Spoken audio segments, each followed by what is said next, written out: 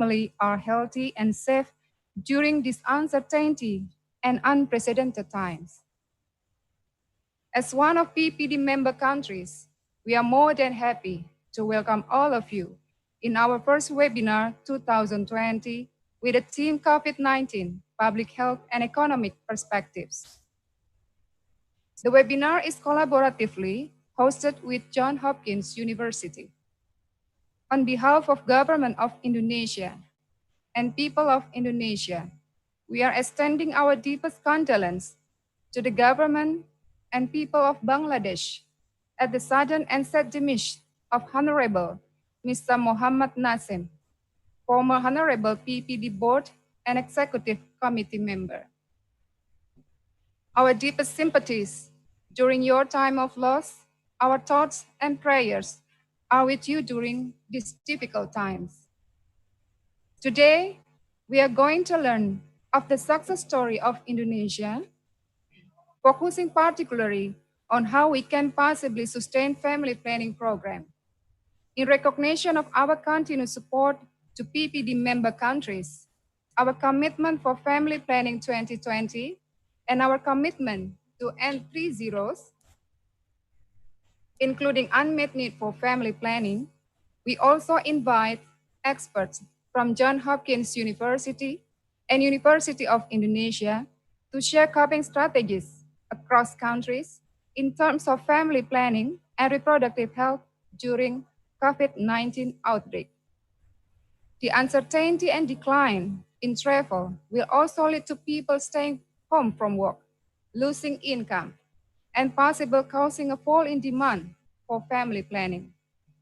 A recent report from the Indonesia Statistics Agency highlighted that the poor, vulnerable, and those working in the informal sector are the most affected subpopulation. Experts from the Asian Population Association and Australian National University will discuss these issues related to demographic point of view. Now, I invite the Honorable Chairman of BKKBN, Mr. Hasto Wardoyo, to give a warm welcoming remarks. Udah ya, video nggak ada nih ya?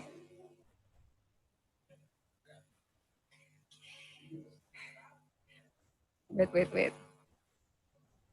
In commemorating 27 Indonesia Family Day and 50th anniversary of BKKBN in safeguarding population and family planning program in Indonesia, please allow us to have 3 minutes of your time to see BKKBN landmark until present. Mbak Pime main? Belum ya? Now, we are coming to the session. It will be moderated by Rob Ansley from Johns Hopkins University. I think the time is yours. Dah, Mas Panca.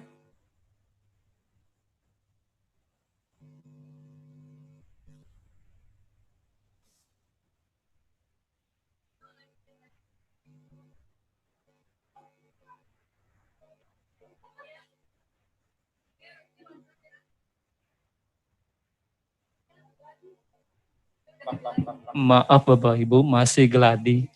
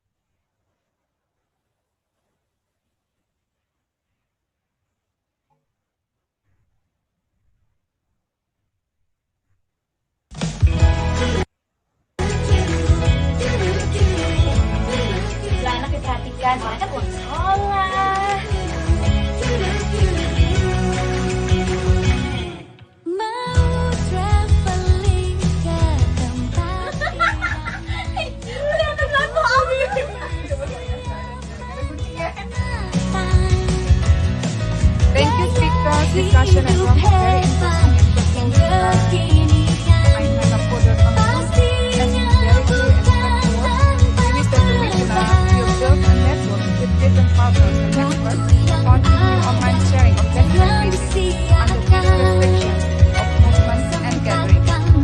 I must thank Asian Population Association, Johns Hopkins University, and member countries for this. This meeting can also be accessed through live streaming on YouTube, Facebook, and Instagram.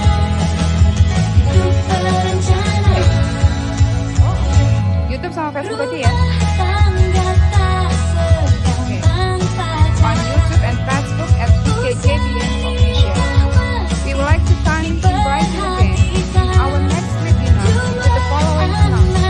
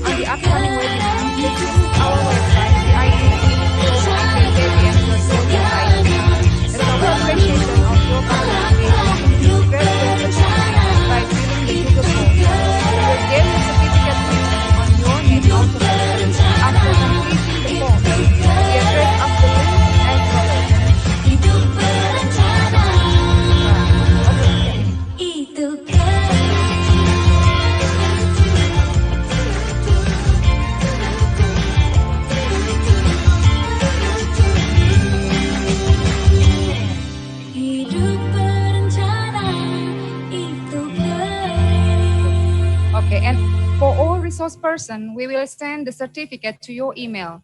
Finally, on behalf of BKKBN, I would like to thank you for all of your participation and hope to see you again in November 17, 2020. Stay safe.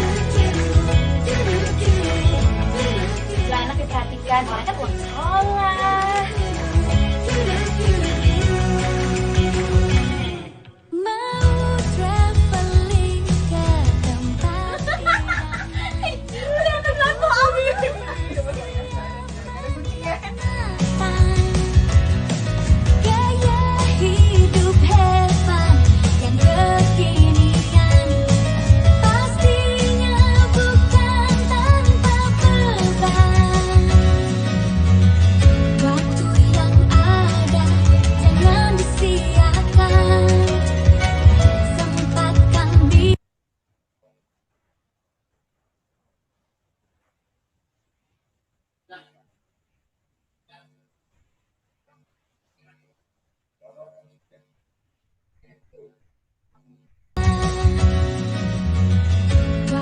yang ada jangan disia-siakan. Sempatkan di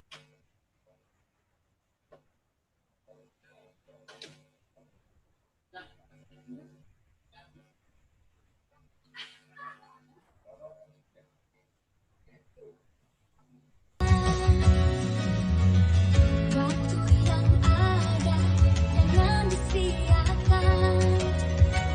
Sempatkan di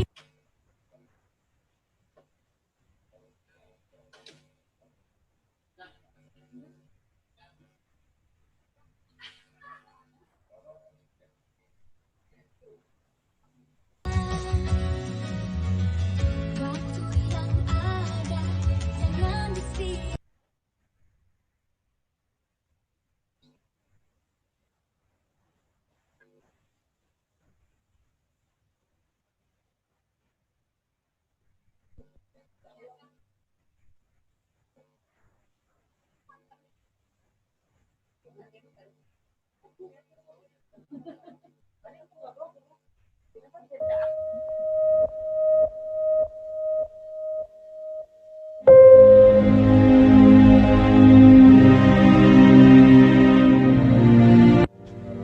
Everything starts from a plan.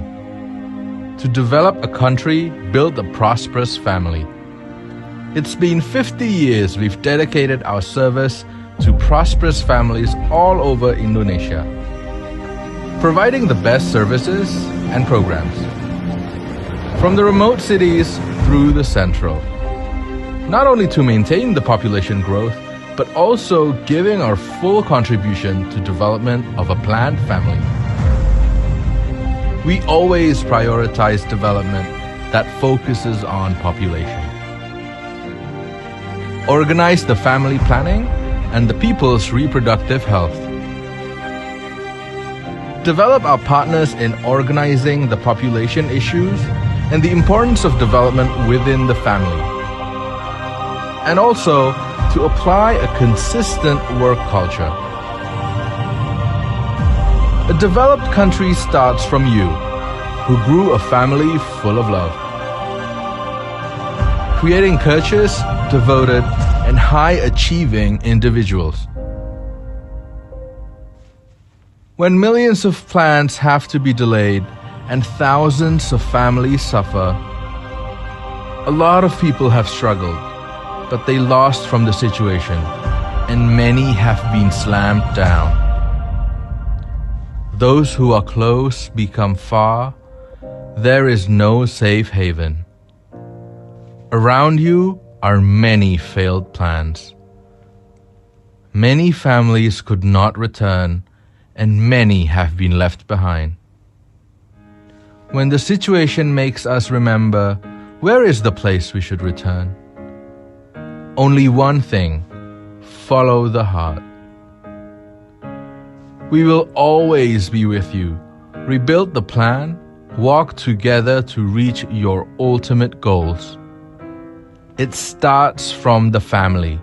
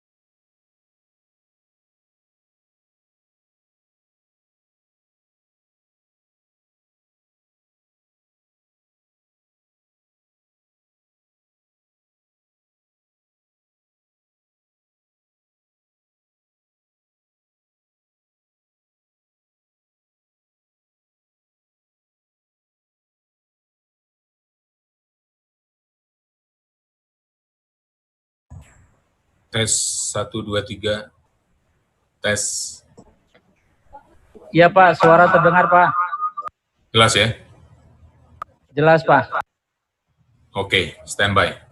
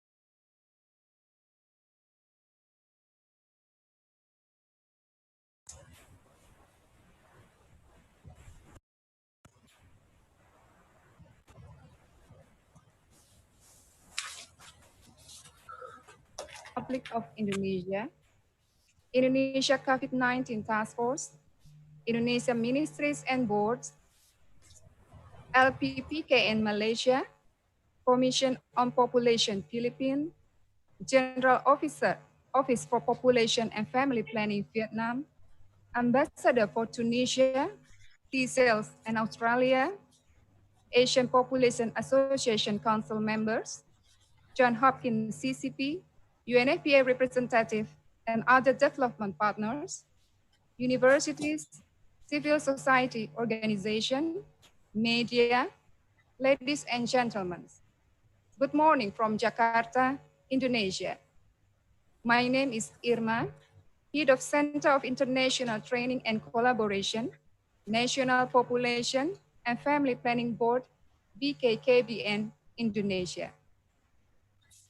Hope you and your family are healthy and safe during these uncertain and unprecedented times. As one of PPD member countries, we are more than happy to welcome all of you in our first webinar 2020 with the theme COVID-19, Public Health and Economic Perspectives. The webinar is collaboratively hosted with Johns Hopkins CCP. On behalf of Government of Indonesia and people of Indonesia, we are extending our deepest condolence to the government and people of Bangladesh at the sudden and sad demise of Honorable Mr. Muhammad Nasim, former Honorable PPD Board and Executive Committee member.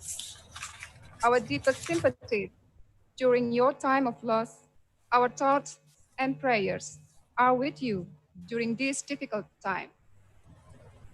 Today, we are going to learn of the success story of Indonesia, focusing particularly on how we can possibly sustain family planning program in recognition of our continued support to PPD member countries, our commitment for Family Planning 2020, and our commitment to end 3 zeros, including unmet need for family planning. We also invite experts from Johns Hopkins University and University of Indonesia to share coping strategies across countries in terms of family planning and reproductive health during COVID-19 outbreak. The uncertainty and decline in travel will also lead to people staying home from work, losing income, and possible causing a fall in demand for family planning. A recent report from the Indonesia Statistics Agency highlights that the poor, vulnerable, and those working in the informal sector are the most affected subpopulation. Experts from the Asian Population Association and Australian National University will discuss these issues related to demographic point of view. Now, I invite the Honorable Chairman of BKKBN, Mr. Hasto Wardoyo, to give a warm welcoming remarks.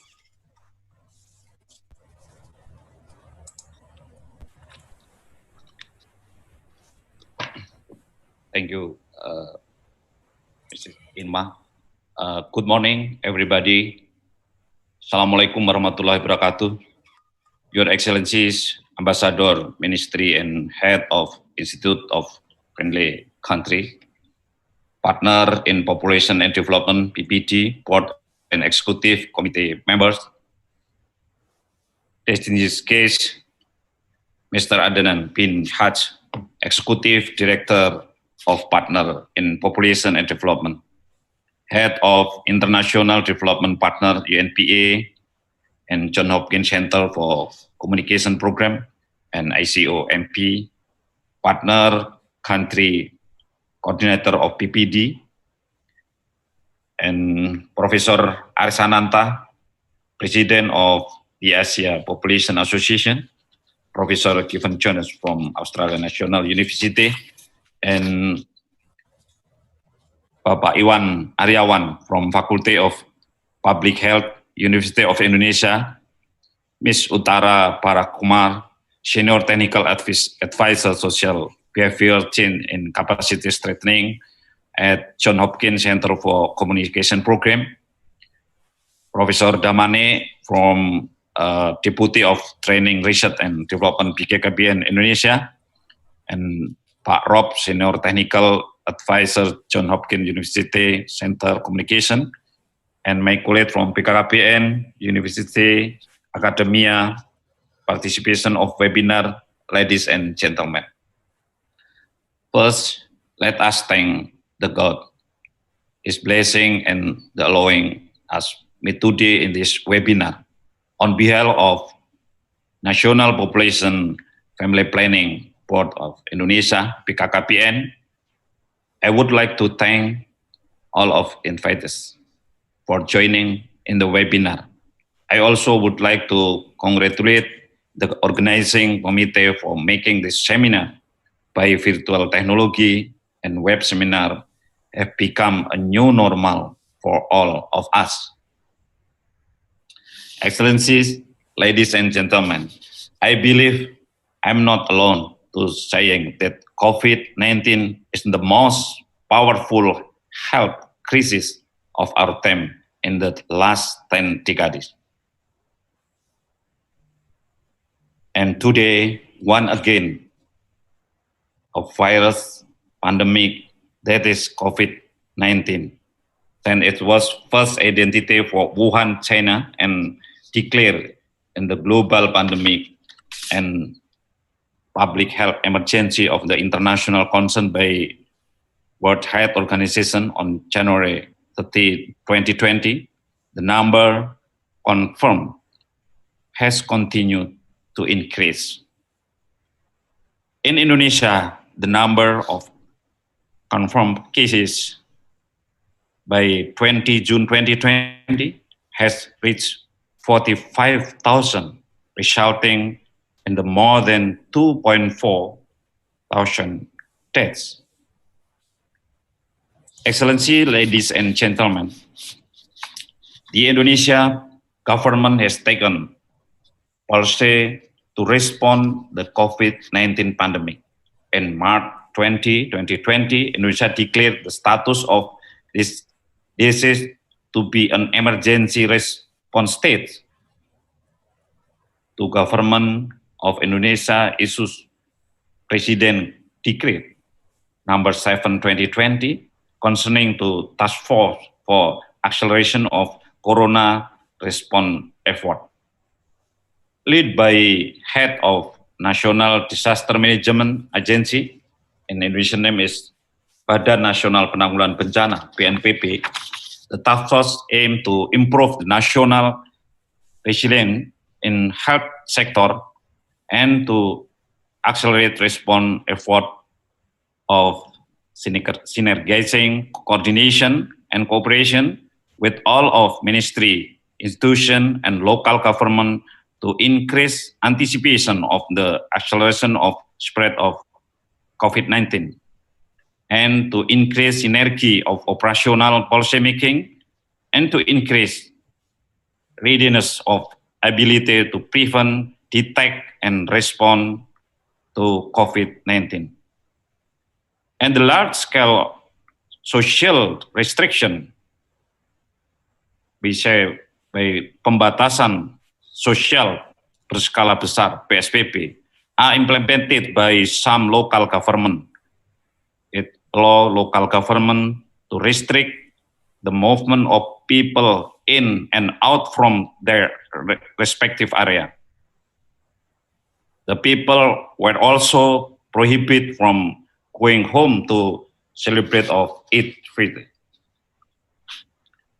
And recently, Indonesia began to achieve its social restriction and has now entered to transition phase. Excellency, ladies and gentlemen, we are in the midst of unprecedented time. An infectious disease has profoundly changed the way we live. It touches every single aspect of our life, not only in the area of public health, but it is also the social and economic aspect.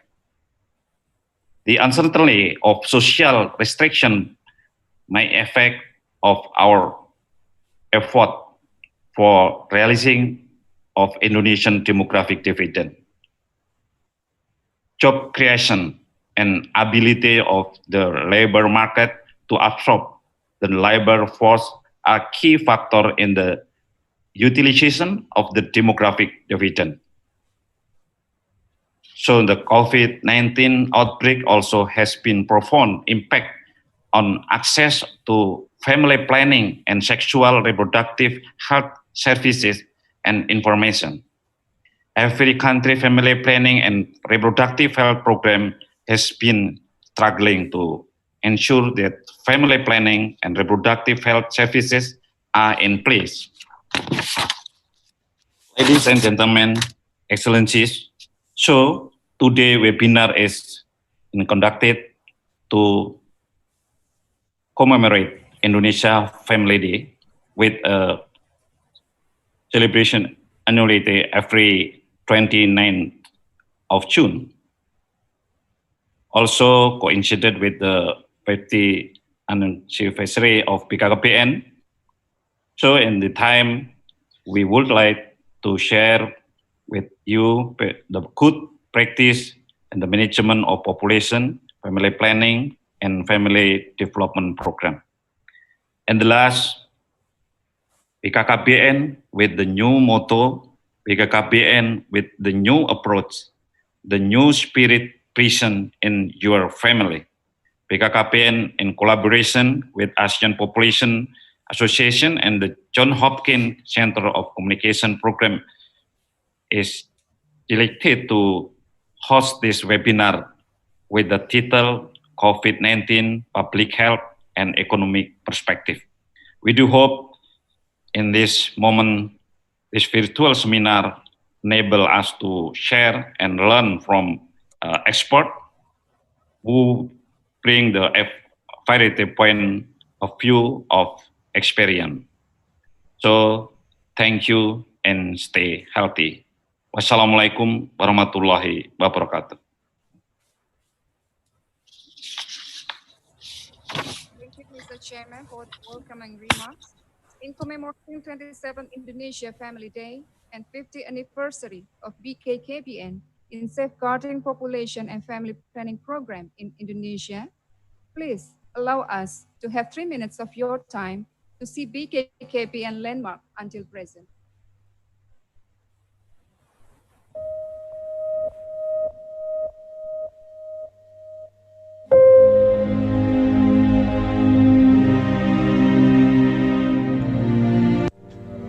Everything starts from a plan.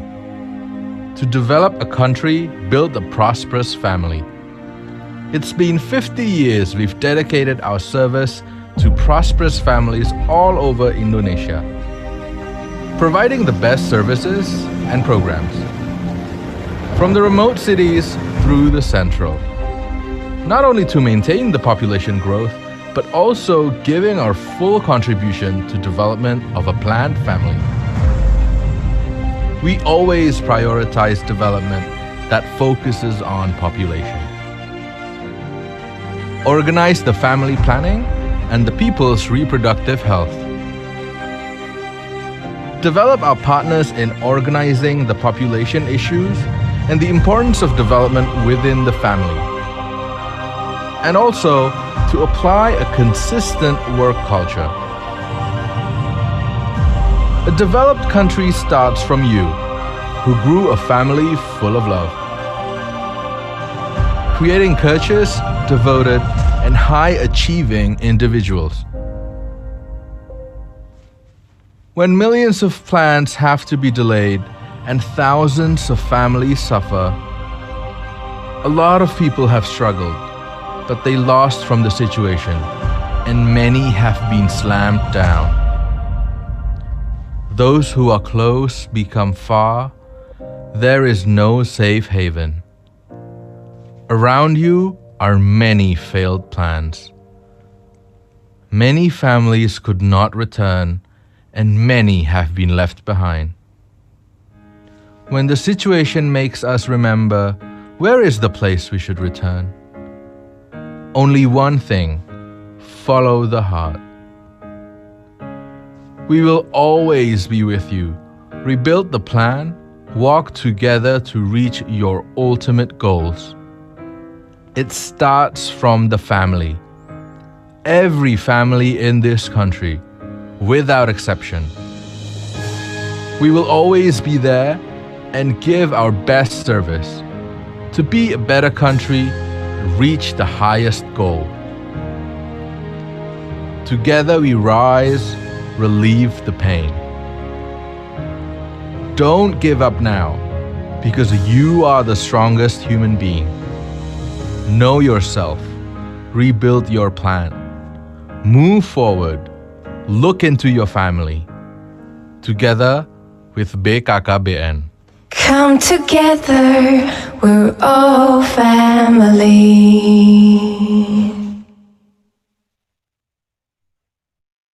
Well, it's quite inspirational. Now we're coming to the session. It will be moderated by Prof. Ansley from Johns Hopkins Center for Communication Program. I think, Prof, time is yours. Thank you very much. Good morning, afternoon, and evening, depending where you are in the world. To the Honorable Hasto, Ibu Irma, the distinguished participants and guests to this webinar. My name is Rob Ainsley, and I will be moderating for today's session. I'm quite excited to be a part of this webinar today, and that we're looking at public health and the economic implications of COVID-19 pandemic here in Indonesia, as well as in other countries of the world. First, I'd like also to say congratulations to BKKBN for 50 years, for your 50th birthday and for 50 years of great performance here in Indonesia. So today we're going to have three panelists and three presentations. The first one will be from Professor Rizal Damanik, the second from Professor Aris Anata, and the third from Ms. Uttara Barath Kumar. After those presentations, we have two discussants that will be Professor Gavin Jones and Pa Iwan Ariwan. They will provide perspectives and feedback on the presentations to inspire our discussion going forward after the discussants. After the discussants finish, we'll be followed by a question and answer session. We will hold all questions until the end of the discussant period, and all questions should be put in the chat box, the Zoom chat box. We'll be getting the questions from there and presenting those to the panelists. So without further ado, I would like to introduce our first panelist. Our first speaker of the day is BKKBN's own Professor Rizal Damanik, Ph.D., who will be presenting on Indonesia's strategy to sustain family planning program during COVID-19 outbreak.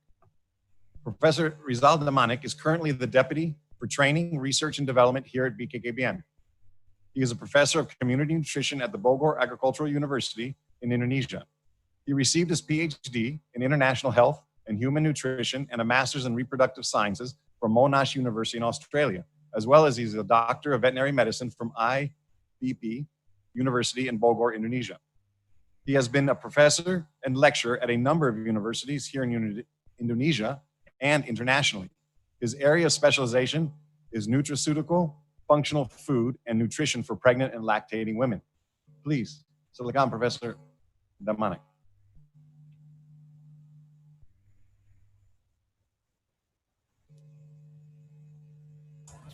Thank you, Rob. Just a second, I would like to share my file. Can you see my file? Sorry.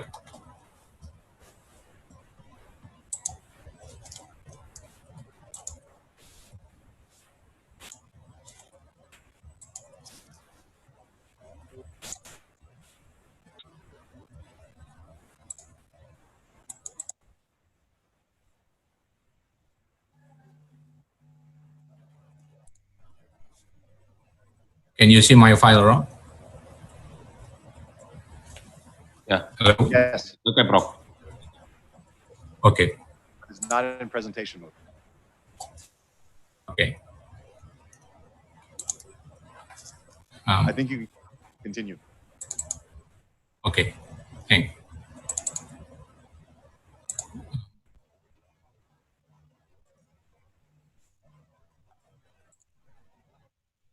Okay. So thank you, Rob. Your Excellencies, Dr. Hasto Wardoyo, the Chairperson of National Population and Family Planning Board, or BKKBN. Our distinguished speakers, Professor Aris Ananta, the President of Asian Population Association, Ms. Uttara Bharat Kumar, a Senior Technical Advisor in Social Behavior Change and Capacity Strengthening at Johns Hopkins CCP, and our distinguished discussants, Professor Gavin Jones from the Australia National University in Canberra, and Dr. Iwan Aryawan from University of Indonesia here in Jakarta. Ladies and gentlemen, Assalamualaikum warahmatullahi wabarakatuh. First of all, I would like to convey our great welcome to you to join in the International Seminar on Public Health and Economic Perspective of COVID-19. And my presentation today entitled Indonesia Strategy to Sustain Family Planning Program during the COVID. Ladies and gentlemen, a global, national, and regional authorities have been pushed to immediately have appropriate preventive control and mitigation measures in place due to the COVID-19 outbreak. Every country has mobilized its resources to ensure that the parachute is working properly. It requires timely data and information as well as evidence on behavioral and biomedical intervention during and after the outbreak. We note that the world's population is expected to increase by 2 billion persons in the next 30 years, growing from 7.7 billion in 2019 to 9.7 billion in 2050. 9 countries, including Indonesia, will make up more than half of the projected growth between now and 2050. It is still premature, if I may assume, that the outbreak may disrupt the global population projection. However, we have observed here in Indonesia that women are refraining from visiting health facilities due to fears about COVID-19 exposure or due to the restriction on movement and the potential of supply chain disruption limiting the availability of contraceptives in many places. Difficulty in assessing quality health care may acutely challenge the progress of a country's ability to achieve better health outcomes. Inaccessibility to family planning services, particularly in Indonesia, poses a threat for increased discontinuation rate contraceptive and unintended pregnancy. Globally, 47 million women will be unable to access modern contraception. 7 million of them will experience an unintended pregnancy, and 31 million gender-based violence cases will occur if the average lockdown countries for 6 months in 114 low and middle income countries. The COVID-19 pandemic has exposed the susceptibility of our public health system. The spread of the virus is non-discriminative, yet low-income workers, people living in slums, urban areas, especially women and girls, migrants, and refugees are the most vulnerable in subpopulation. Indonesia has put in place strategies to cope with the situation. It emphasizes the provision of accessible information continuation of family planning services, and contraceptive security. The information is massively promoted through online media with two main messages: postpone pregnancy and maintain the use of contraception. Under BKKBN, Johns Hopkins CCP partnership with USAID support, we designed a massive penetration of family planning information from 15,000 family planning field workers to approximately 1.3 million cadres throughout Indonesia. The design optimizes the use of ICT platform and is expected to cover millions of Indonesian families. The content of information is in line with the messages developed by National Task Force in terms of COVID-19 prevention. Widen family planning service focus to reach underserved groups in areas with high unmet need, including the poor and those with no health insurance. In collaboration with 500 local governments, we want to ensure that the distribution of contraceptives from municipality or district warehouses to 18,000 health facilities is in place according to its resupply planning. An innovative community-based supply chain mechanism utilizing family planning field workers have been introduced to provide contraceptives directly to eligible couples in need. We are grateful to local governments and Indonesian Midwife Association for their persistent commitment to educate and provide family planning services in the current situation. As such, we do hope family planning will be able to break the intergenerational poverty that might be accelerated by the pandemic. Having a mandate to manage family development program, the outbreak has created at a certain point the opportunity for BKKBN to strengthen Indonesia family endurance. By staying at home, there are many productive activities can be done by family members together. We also engage them to provide life-saving information to other families in addition to family planning messages. To commensurate the Indonesia Family Day 2020, we want to nurture our families' days. We want to ensure our family values to be stronger and adaptive to current situation with the spirit of new spirit, and I'm sure that we are able to share and learn new and adapted information and knowledge. It becomes our valuable asset to collaboratively alleviate the devastating impact might arise. So with that, I think that's enough. Thank you very much, Prof. Thank you very much, Professor Damanik, for that nice overview of the challenges that are being faced by women and their partners here in Indonesia and globally with the possible, through lockdowns and possible challenges women would have to continue receiving their contraceptive methods and getting ways to be seen at the facilities.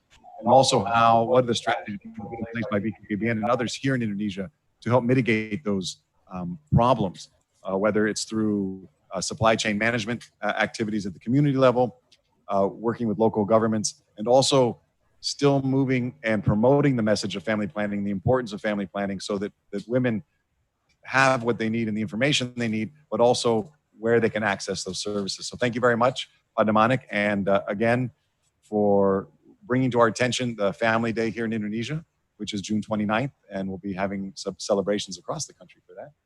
Probably distancing, social distancing, of course, no hugs and handshakes. But thank you very much, Damanik. Our second speaker is Professor Aris Anata, Ph.D., who will be presenting on economics, demographic perspectives of COVID-19. Professor Aris Anata is an economist demographer with a multidisciplinary perspective.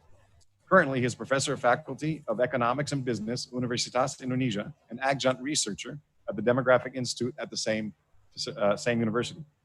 He is also a visiting professor at the Center of Advanced Research, University Brunei Darussalam. He is president of the Asian Population Association in the term 2019 to 2021. Previously, he was senior fellow at the Department of Economics, National University, Singapore, from 1999 to 2000. Senior research fellow at the Institute of Southeast Asian Studies, Singapore, from 2001 to 2004. And during 1983 to 98, he was occupied with teaching, research, and managing academic institutions at Universitas Indonesia. He speaks Indonesian, English, and Javanese. Please, Prof. Aris, silakan. Yeah. Thank you very much, Pak. I will share my PowerPoint.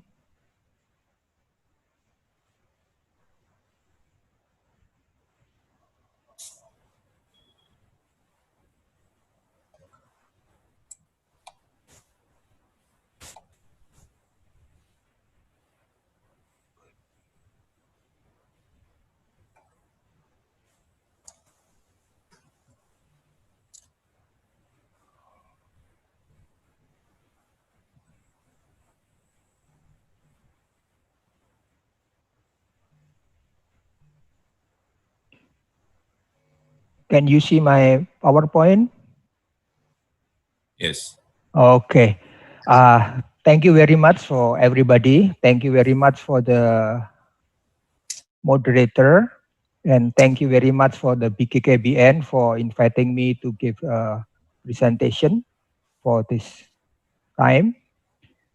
I am a little bit confused because there is always notification coming. Administrator, can you stop notification to me?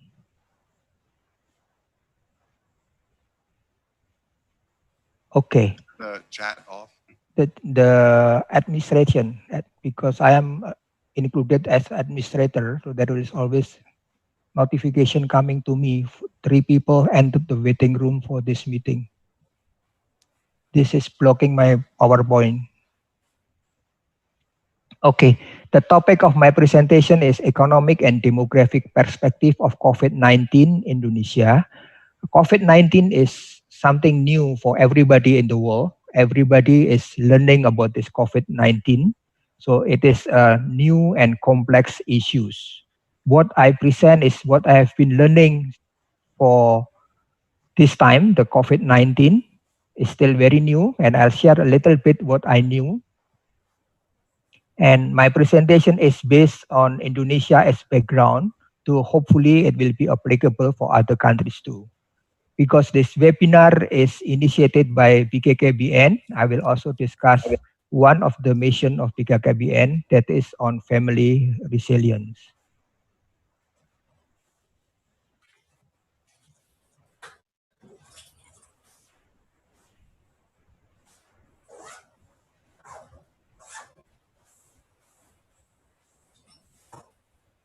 Sorry, it doesn't work for the slide. Maybe stop the notification. No, it's on yours. You should be able to. If you see the small, I think it's in the left-hand corner, where you can see.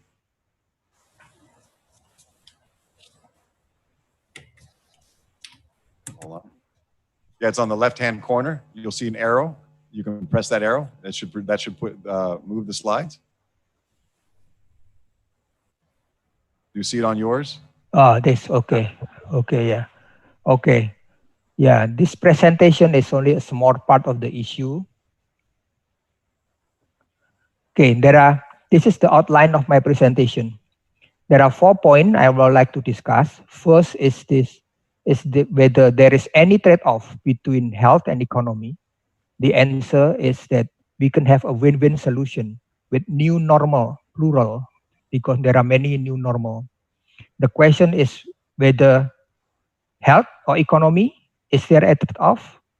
What I like to present is that we don't have to have a trade-off. We could have a win-win solution. Next to that, I will talk about how to build family economic resilience. Here, I will provide some practical recommendations to be healthy and able to earn money for the families.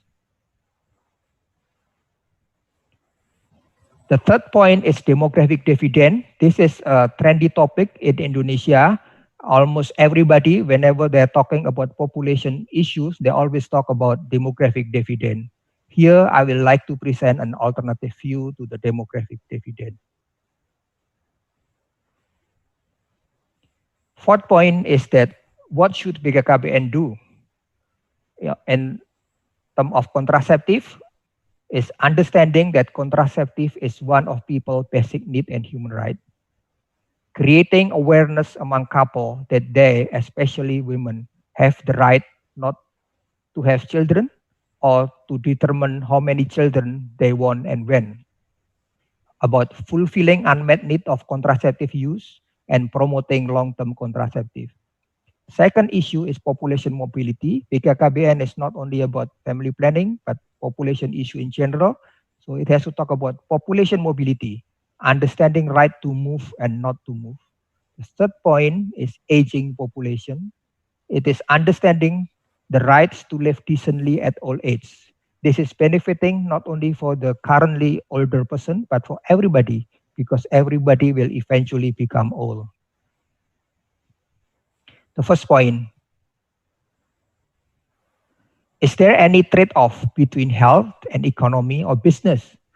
People always ask this one, should we die because of the COVID-19 or should we die because we are hungry? It seems that health and economy can be separated. My answer is that not necessarily. With new normal, we can improve both health and economy. The new normal is a solution and we have to work on it. This is a simplified model of the health and economy, a model of a closed economy without monetary sector. From this diagram, you would see that how health impact the economy through the labor, through the state budget, production, demand, but eventually the economy will affect health. Without economy, the health sector cannot go, cannot treat the people. But without health, people cannot work. Without health, the government will not have the money and no income, no production. So health economy is very, very related. We cannot separate one from the other. If we don't care about health, the economy will collapse. If we don't care about economy, health will collapse too. So with this simple model, I like to show that health and economy are not two things which can be differentiated. They are both very closely related.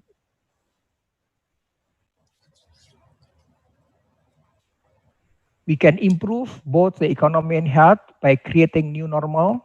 We have to be able to live with COVID-19.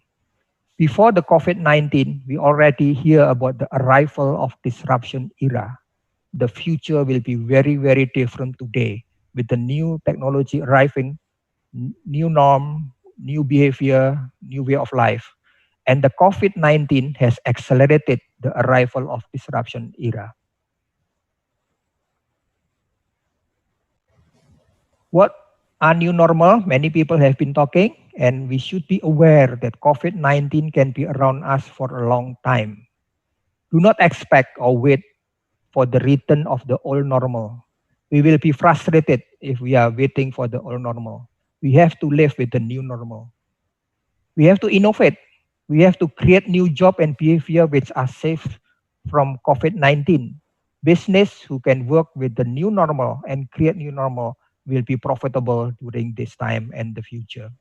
Those who cannot create and follow new normal will suffer economically and also in terms of health. We have to generate healthy and environmentally friendly lifestyle, make us immune better in facing the COVID-19. We have to create more effective screening tool to enter public space. Yeah, we have to do this one too. Now, second point about how to build family economic resilience. This is a derivative of what we talk about new normal in the general thing. I realize that family economic resilience is related to community and state economic resilience and individual economic resilience. But here, I focus on family economic resilience because of the time constraint, and this is one of the focus of BKKBN. This is a simplified model on the relationship between family, individual, state, and community, but I will focus more on the family. It is resilience, is ability to bounce back when we fall, how fast we could return to the previous condition, or better or worse. The next issue is sustainability. When we go down and then we go up again, whether we will go down again. Sustainability means once we go down, we could go up again, go down, go up again. That's resilience. Hopefully we will be up in the longer term.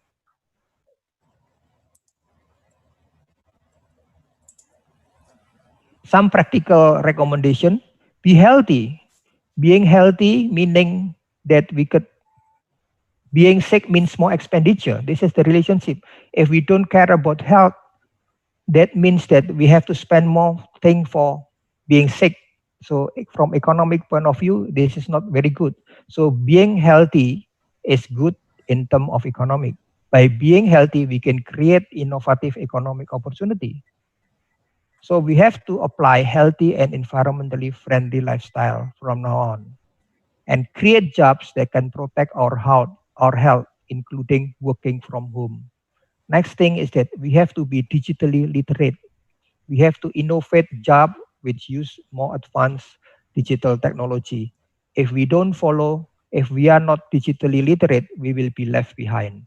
This is the arrival of the disruption era. If you have to go out to earn money, protect yourself from the virus. We also,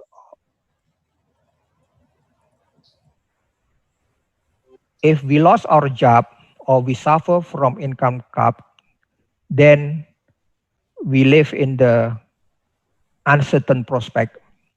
What should we do?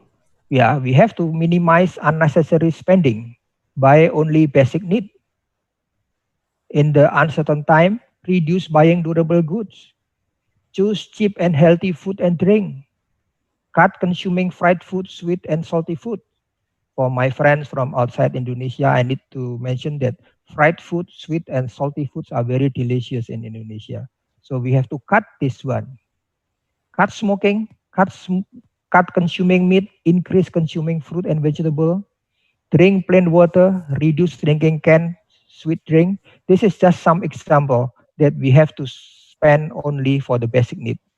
This will make us healthier and having more financial reward, financial reserve for the uncertain time. There can be many other examples, but this is just some example that health and economy can go together.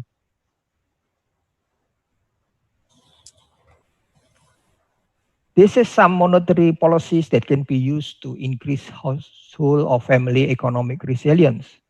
Reduce or cut administration fee for small account holder.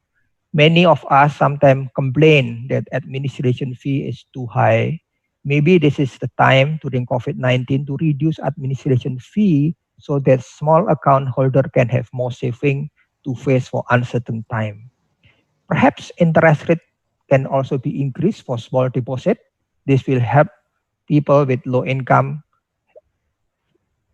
have more preparation to face for the uncertain time. Perhaps erase tax. We don't have to tax interest for small account holders. This is supposed to help low income people to save more. Third point is demographic dividend. I like to present an alternative view. Everywhere, as I mentioned earlier, talk about demographic dividend, but I heard many people complain they don't understand what is demographic dividend. In Indonesia, it is often heard as demographic bonus demography. They ask whether we could pick, memetik demographic dividends, when and how. So I like to present an alternative view of the demographic dividend. Some people say demographic dividend, demographic bonus, or window of opportunity. The three words to me is interchangeably, but some people attempt to distinguish them. So this is one example that we don't have an agreement with about the three of the term, but most of the time they are interchangeably. This is an old debate and a new package. Which one is better, big or small numbers of population? Whether big number of population is good for development, whether small numbers of population good for development. This is an old debate beginning since about 200 years ago. The answer for that time is that big or small doesn't matter for development. The most important thing is the quality of the population. What is the policy implication of existence of demographic dividend? For those who believe on the demographic dividend, they have some policy implication. One is strengthening the family planning, continuing the family planning. Second, improve education and health. Third, create productive employment opportunity. Four, opening the trade, export, import, good governance, and so on and so on. The question is, if we do not have demographic dividend,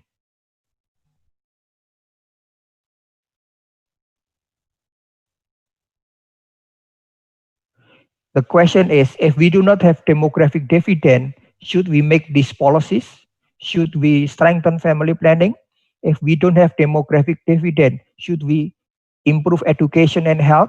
Should we create productive employment opportunity? Should we open trade? Should we create good governance and so on? The answer is, of course, yes.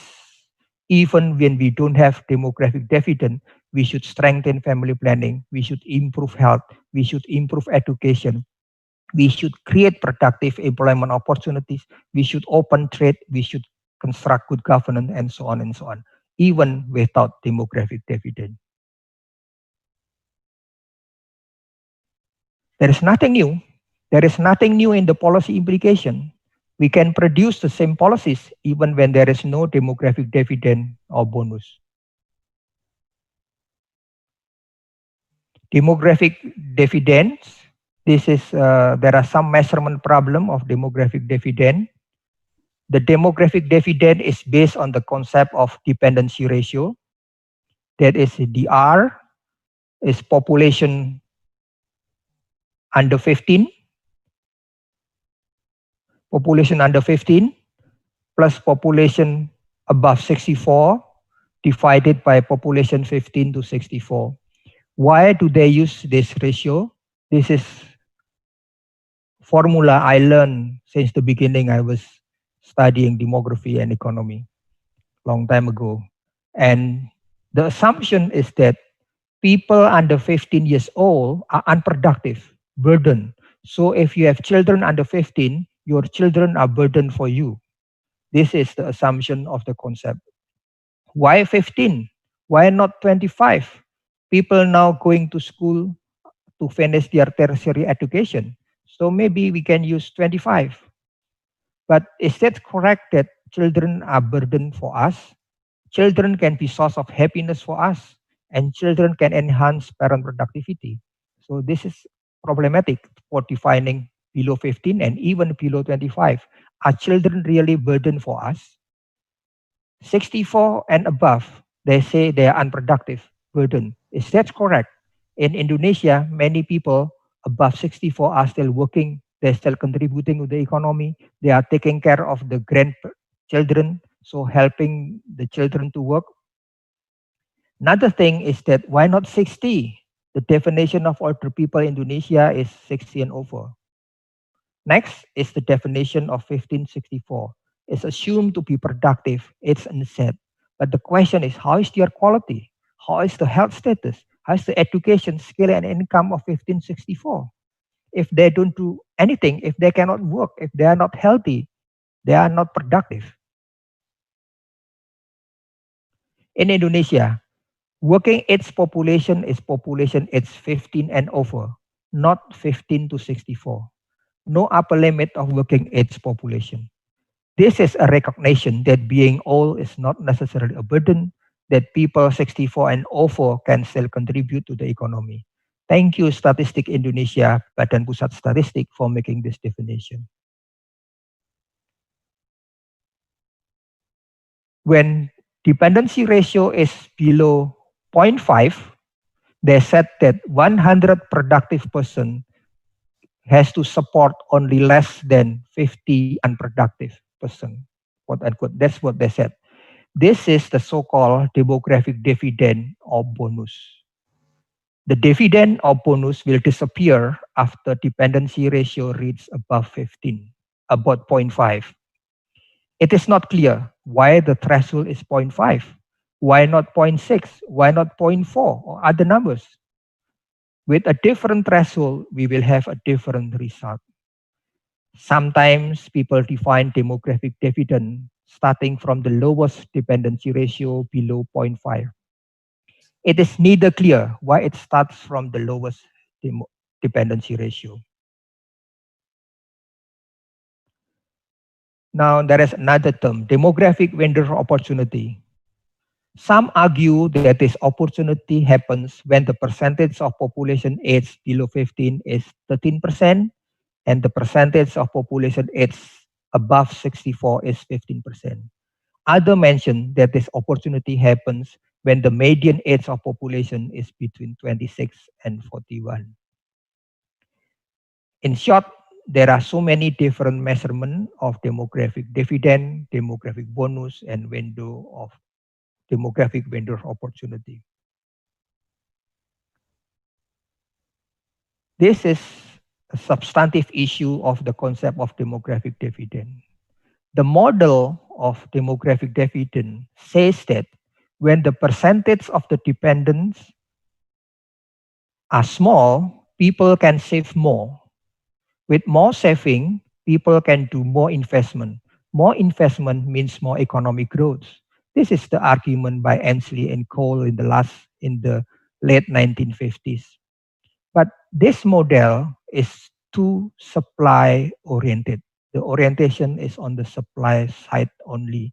It forgets that a large number of children can mean a large household consumption, which increase aggregate demand and therefore promotes economic growth. So the first one is that the model of demographic dividend is too supply oriented. They forgets about the demand side of the economy. Second issue is that the model forgets that investment does not have to depend on saving only. People may not have saving, but people can borrow money from the bank. We can have foreign direct investment. So that the assumption that investment comes from the saving of the people only maybe have to be relaxed. Investment can come even when we don't have saving. Another problematic weakness of the concept of demographic dividend or bonus is that the concept is too oriented to economic growth. The orientation is economic growth, economic growth, economic growth. I'm not anti-economic growth. We need economic growth, but economic growth is only a means, not the goal of development. Our goal is not sustainable development, which is beyond economic growth. Sustainable development includes social and environmental aspects, including health and environment. Using sustainable development as our goal, there is no conflict between health and economy. But if we talk only about economic growth, there can be sometimes conflict between health and economic growth. The next issue is problem with the concept of productive. Productive is assumed to be only related to age. However, productivity depends on many other things. Productivity depends on health, education, ability to move, freedom from fear, as well as social, political, and economic environment. So this is an alternative view of demographic window opportunity, demographic dividend or bonus. The window is open when people have quality education, excellent health, ability to move and not to move, freedom from fear, decent employment, regardless of age and sex, for whoever they are, young, old, middle age, below 15, above 64, 15 to 64, men or women, The window is open when we have quality education, excellent health, ability to move, not to move, freedom from fear, decent employment. This is also regardless of number of population. Number of population can be big, can be small. Window is open when people have quality education, excellent health, ability to move and not to move, freedom from fear, and decent employment. The last point is about policies for BKKBN. Prof. Damanik already talked about contraceptive. I will just mention some recommendation. We have to return the non-COVID-19 services.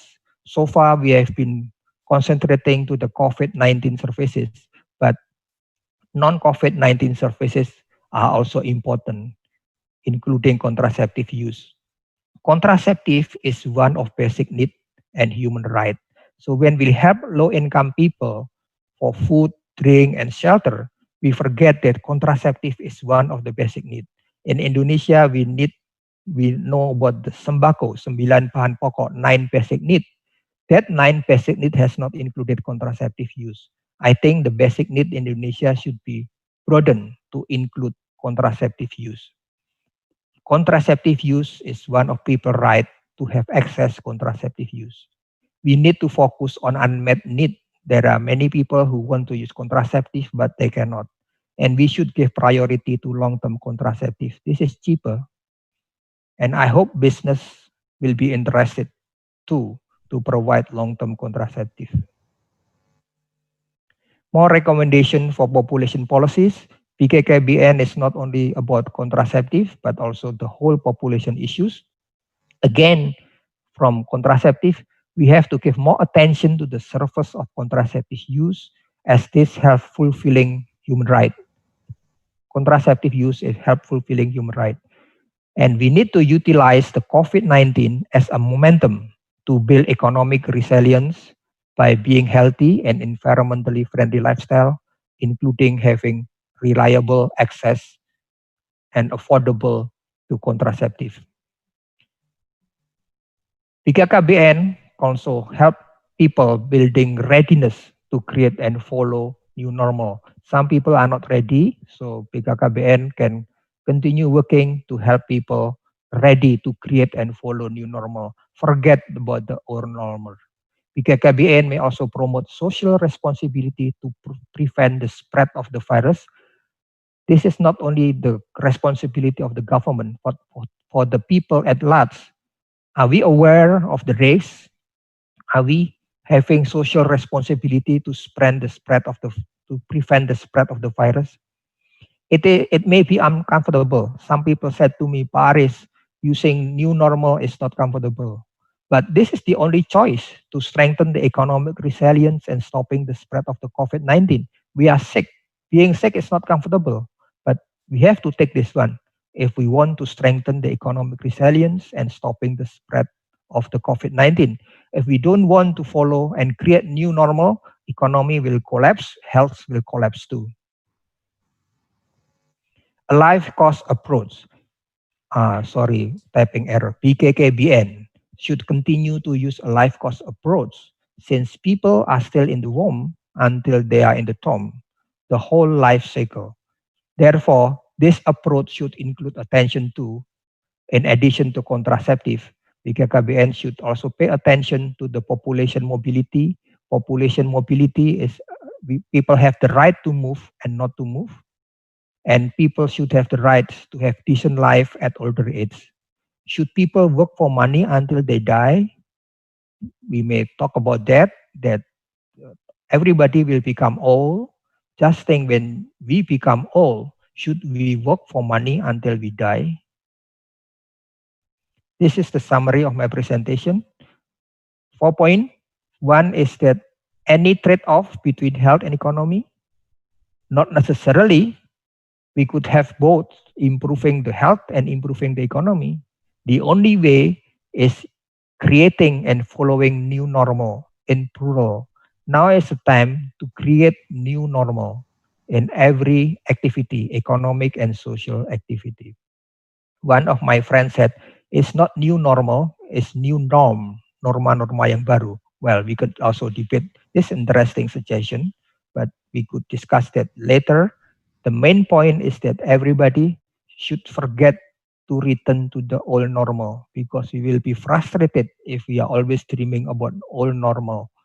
We are coming to the new normal, creating a new normal, following new normal. This will be a win-win solution for our health and economy. How to build family economic resilience is the derivative, the same thing with the new normal. During this uncertain time, spend only on basic needs. Work to earn money by protecting ourselves from the virus. It's not nice, but this is what we should do. We don't know until when we will have the virus. We don't know when about the future. So we have to protect ourselves.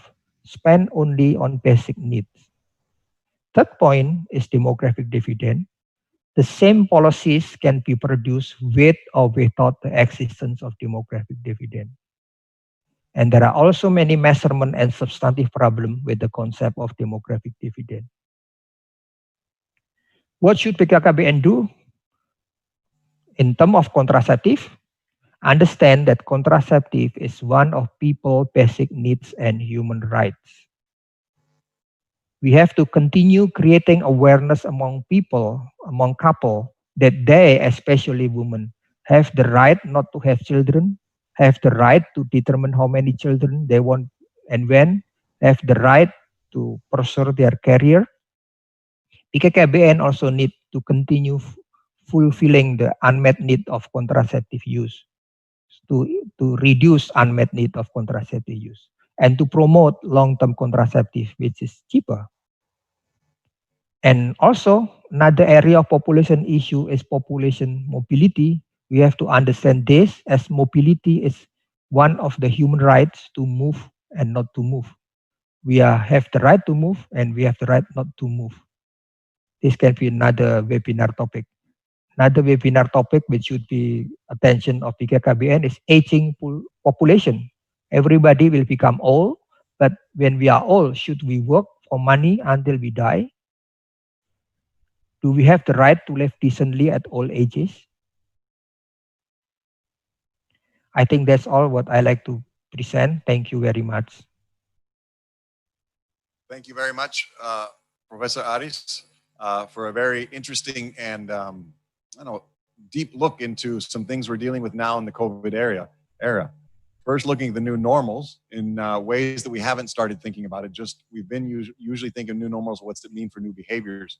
You're looking at it as what are the new opportunities to take with new normals, and maybe is that something that might be take advantage of those, and something that might be a new reset when we look at going forward in the new normal, as they say. But you're saying new, and I think that's an interesting way to look at it.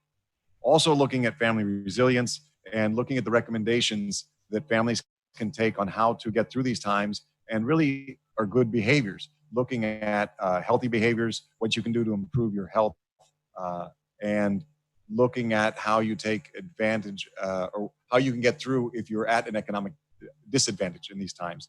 And I think going back to the health, there's always that one phrase we say, health begins at the household, and what can you do at the household to start your healthy lifestyle?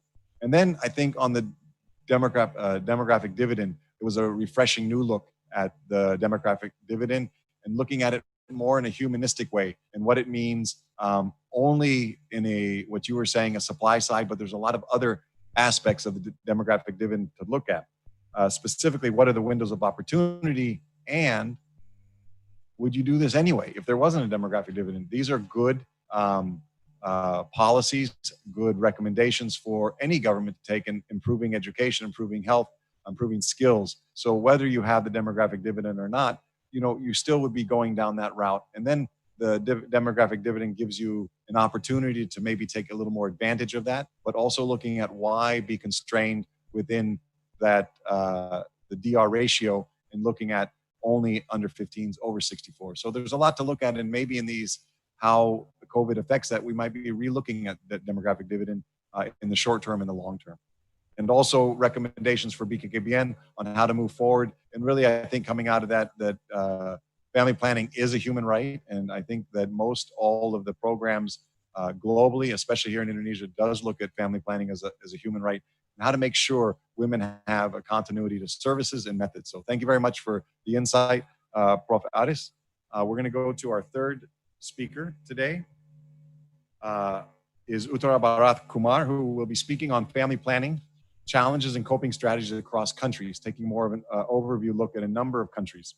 Currently, she is the Senior Social and Behavior Change and Capacity Strengthening Advisor on the USAID Global SBC flagship program, Breakthrough Action. She has been with the Johns Hopkins University Center for Communication Program since 1997, based in Baltimore, Zambia, and India. She is currently based in Chennai, India, providing regional technical expertise and support to programs in Asia and Africa. She has led communication programs and initiatives globally involving multiple health areas, including HIV, AIDS, STIs, maternal and child health, family planning, nutrition, malaria, tuberculosis, and cancer. Some of the initiatives she spearheaded have won awards. The Red Ribbon Award 2006, Silver Medal at the New York Film Festival 2007, AfriComet Award for Best Multimedia Media Campaign in Africa in 2009. So please, Uttara, with your presentation, and you'll be sharing your slides, correct? Oh, also, yes, before we start, I'm supposed to remind people that we need to be putting questions in the chat box. And I think currently the chat box is disabled. So if it needs to be enabled again. Okay, thank you. Good morning, Rob. Thank you very much. Can you hear me clearly? Yes. Okay, great. So let me just share my screen.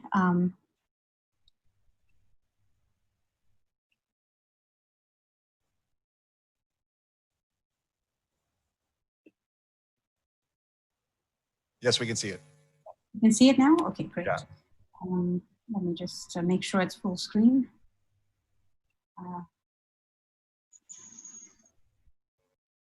Okay, does that work? Excellent, thank you very much. Thank you, Dr. Wardoyo, Chairperson of BKKBN, Professor Damanik, Deputy for Training, BKKBN, my co-facilitators, co-presenters, and all of there's so many people who have joined us today on this webinar. Warm greetings from Johns Hopkins CCP to all of you. It's really a pleasure to be able to speak to you about this subject. Family planning in COVID-19, the challenges and coping strategies across countries through an SBC lens. SBC, as many of you may know, is social and behavior change, and that is a critical piece that we focus on in our work at Johns Hopkins CCP. So allow me to start off with an image that was taken from factors affecting the use of essential health interventions. This was presented at a recent GFF report from Zambia, and I think it sort of nicely summarizes some of the demand side factors and affecting family planning.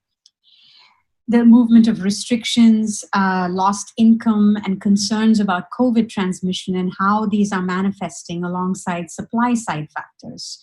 In the introduction, a few of these were alluded to, and I think it's important to recognize how these fit together, the demand and supply side. Demand generation is one of those things that high quality SBC is used for in the field of family planning, along with supporting service communication, improving provider behavior, creating a supportive social normative environment, and making sure there's follow-up and ongoing use of contraceptives.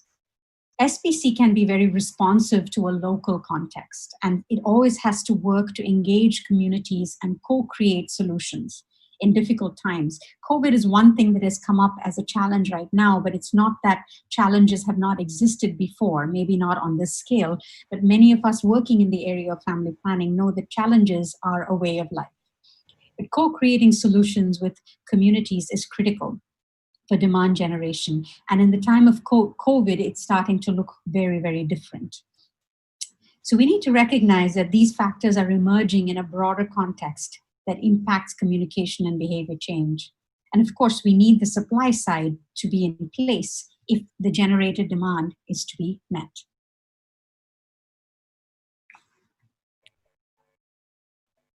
So what is the current context?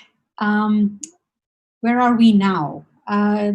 It's a challenge. We know people are consuming a lot of information, and in a time when we remain in our houses, we are consuming information on every available platform. What we don't know what is true, what is not. There is an overwhelming amount of information and an equal number of rumors and misinformation, and oftentimes it's difficult to separate fact from fiction. And in all of this, it's also leading to a heightened sense of fear among people, fear of what's going on, fear of going to health services, and even fear of the information itself, which may sometimes be delivering very disheartening information and scary information. So it's hard for people to focus on other things when COVID is taking up so much of their mind space. But these other things, like family planning, are indeed very important, which is why we're here talking about it today. There's another interesting angle to this. At the same time, people are also being asked to start or resume behaviors, preventive behaviors. Some of them are old behaviors, which we want to reinforce, like washing your hands. And some of them are new behaviors, which we're asking people to adopt, like keeping distance, wearing a mask. Learning new behaviors is never an easy thing. And this requires effort, communication, commitment, and it's easy to get overwhelmed by too many changes and new behaviors. At the same time, a lot of family planning SBC does have to happen at the community level. And what's happening now? Usually what happens is one-on-one interpersonal communication at community events, conversations between neighbors, family members. Women and girls also get information about family planning, particularly from friends and family, sometimes through religious or community leaders. And in many places around the world, this type of communication and engagement is being severely restricted. More and more information is being shared digitally through mobile phones, digital channels, radio, television. But we know that there are a lot of women and girls around the world who don't, especially in marginalized groups, they don't have access to these methods or have limited access to these channels.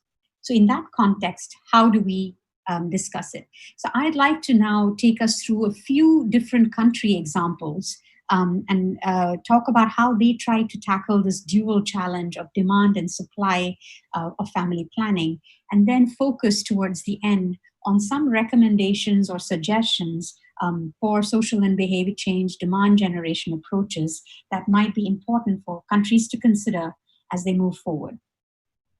So I wanted to start with India. The primary tool in India, which was used for their approach, was the mobile phone.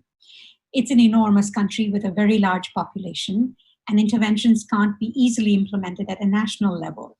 I think Indonesia faces some similar challenges as well. So these approaches had to happen in localized pockets and promotion of content through ads and local considerations. First thing they did was to conduct some marketing outreach to really understand how messaging can be used and what are the key issues that are on people's minds, where were the pain points. So from what they gleaned in this research, they discovered two major things. One was the need for information on where to get contraceptive methods when they had problems with prescriptions, chemists were closed, clinics were restricted, etc. Also, a heightened interest on online services for family planning, counseling, etc. So how did this get addressed? The interest was addressed through digital media, so people could call in and get automated content or have a conversation through WhatsApp or Facebook Messenger with providers and get quick feedback. But from a service delivery point of view, they partnered with PSI and identified 6 online pharmacies that offered home delivery and online consultation services and explained the service and provided a link to the website.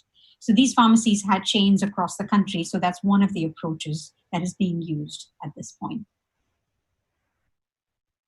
Now I want to move to Nigeria, and sorry, I'm a little all over the place here with the geography. I haven't gone from Asia to Africa. I'm jumping back and forth, but you'll see why. I think it's just to illustrate some of these examples in a logical way.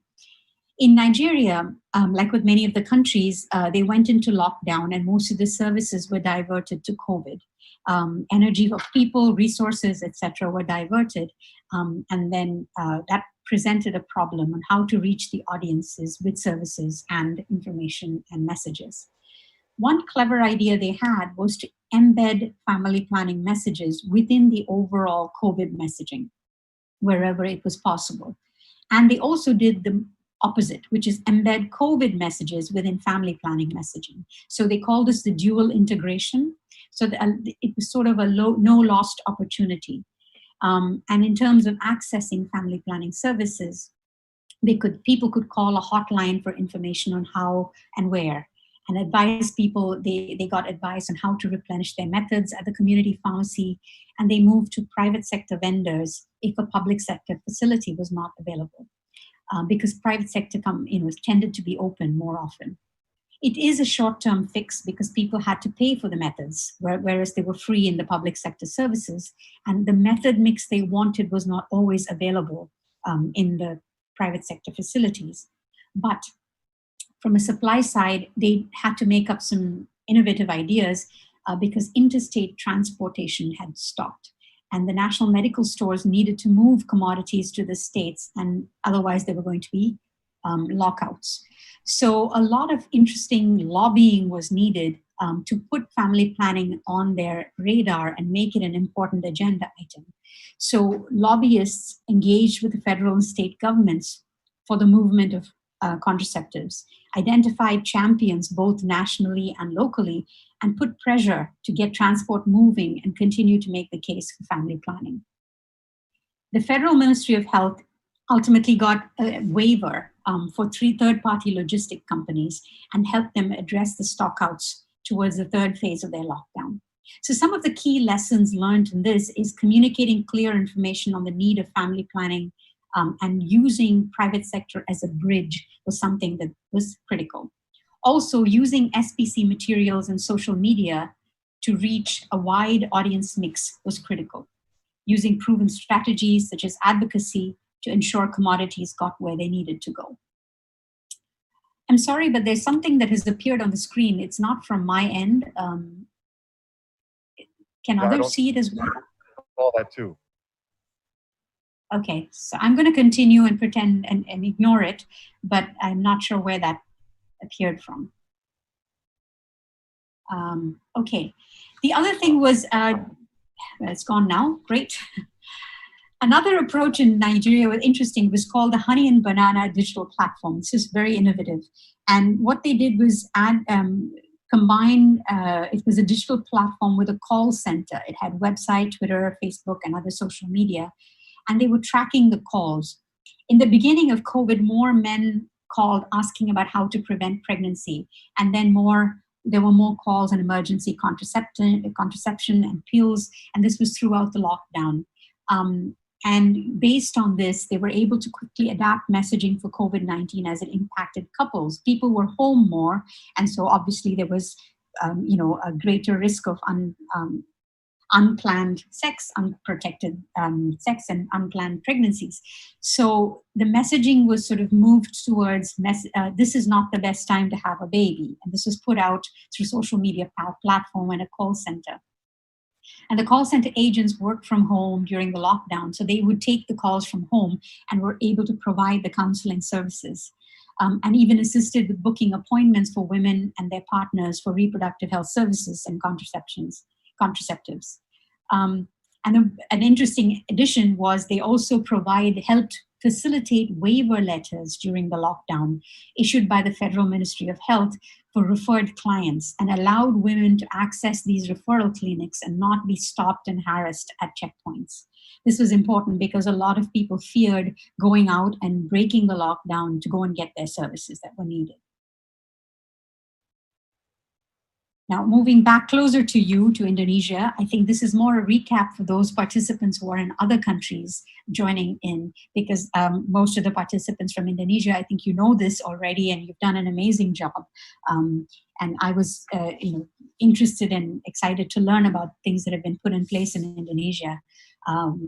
When you went into lockdown very quickly, health facilities were closed due to non-COVID patients, closed to non-COVID patients. Messaging said not to visit unless you needed to, and this was similar in many of our countries. People did not want to visit the health facilities because they were worried about getting COVID.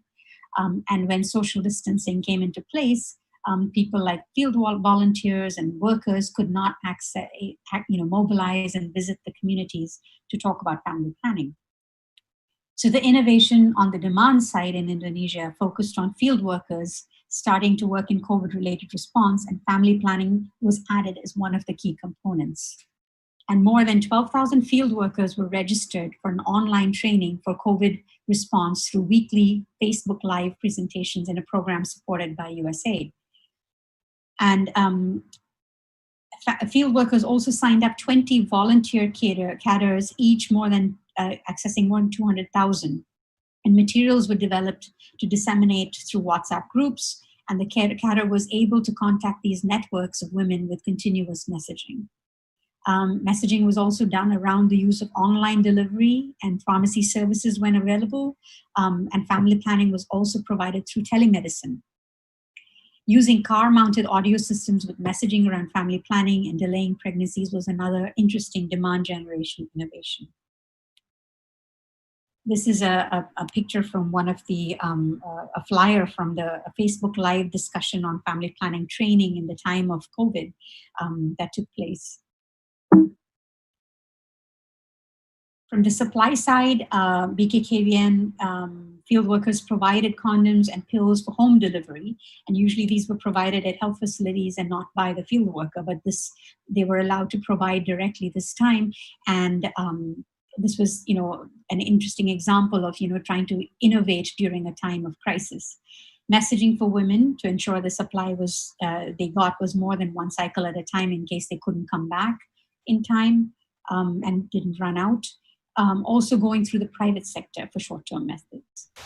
BKKBN now messaging around services for the new normal and what to expect, how to prepare, also that all the family planning services are now available. Sorry, I'm talking a little bit quickly, but I wanted to make sure I got through all the comments within the designated time and make sure that I was not missing out any of the key content. Going back to Africa, in Zambia, one of the key challenges, the main focus of their family planning program, the gap that they had was adolescents 15 to 19. The data there showed that about 60% of girls before the age of 20 had already had one baby. And this is a very key area for their focus. So reaching young people with sexual reproductive health information and services has been a major challenge. And in the time of a COVID lockdown, you can only imagine how much more of a challenge that would be. So they had initially focused on 3 interventions that were working very well. They had adolescent wellness days, integrated family planning into health area counseling in health centers, and that was very, very well attended. And health workers were trained on confidentiality and how to counsel young people. There was also a multimedia campaign. Now, the challenge during COVID is the wellness days, of course, couldn't be held anymore because this required young people to actually come to the facilities. And not coming to the health facility also meant they wouldn't get any counseling from the trained healthcare providers. Collecting contraceptives was also an issue because people were hesitant to come to the clinics. So how did they adjust and how did they change track? The demand side adjustments, they shifted all the messaging to online platforms, and in rural areas where internet access was a challenge, they used community radio and print to keep young people engaged and connected and thinking about reproductive health services. So comic books, pamphlets, radio talk shows and drama, creating new products such as with scripts that were appropriate for the time and messaging. And in the supply side, promoting young people to get contraceptives from community health workers. So this was a little bit of a shift. In West Africa, Niger, Burkina Faso, Cote d'Ivoire, and Togo, it's a 4-country project on how to adapt. And mass media, they had given the uncertainties in service availability in lockdown. They call to action was radio spots, and they changed from see your health provider to a focus on intermediate behaviors for increasing family planning use. And by intermediate behaviors, we mean things like talk to your spouse about family planning, consider which methods you may want to use, and so on. So the couple counseling, couple communication became a big focus. They added some themes on new spots on getting methods at pharmacies to reduce risk of pregnancy, and community engagement activities, including different social accountability measures, which were halted due to restrictions on gatherings. As the lockdowns ease, they plan for bigger events and converting them into smaller gatherings, complemented by intensified online and social media outreach. So everything that was in the work plan for big, large gatherings was sort of broken down and compartmentalized into smaller gatherings. Closer to you in the Philippines, it's been an exciting campaign they've had on COVID, very, very trendy, and using the COVID-19 platforms that have had a huge reach, they have added family planning messages to it. So for instance, there's a daily virtual press conference that they hold, and the family planning messages have been included in that a few times.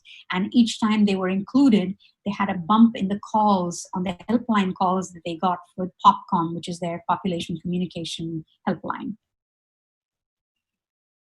Social media event cards were used to promote family planning in the time of COVID, again, putting them on big COVID-19 related platforms. So these cards are like pictures that help you discuss the topic.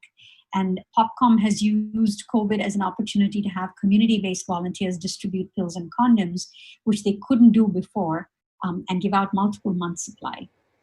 There's also been a suggestion to have family planning available at the quarantine centers, where people are waiting out there 2 weeks before they can get back. So what does all this mean for SPC,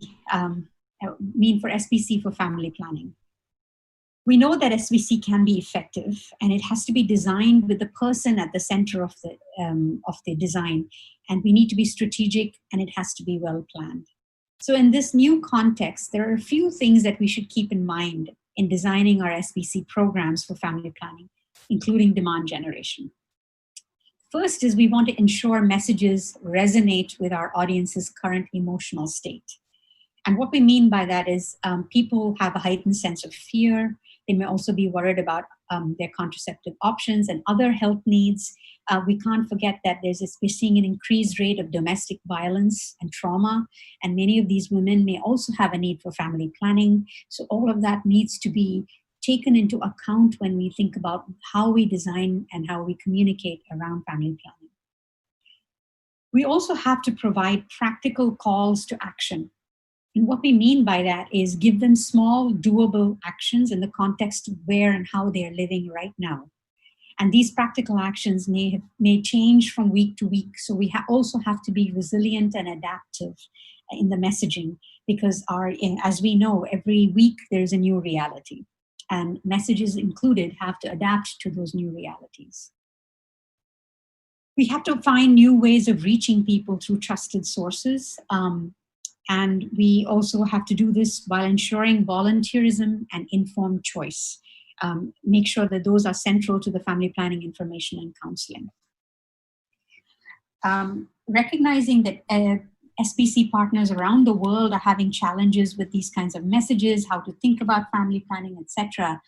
Breakthrough Action actually has developed a global program of Johns Hopkins and USAID has developed a guide for guidance on social and behavior change for family planning during COVID-19 for SPC implementers, policymakers, etc. And this is available in English, French, and Spanish, and provides some considerations for adapting family planning SPC programming, as well as some illustrative messages grouped by theme that can be used and adapted to different country settings.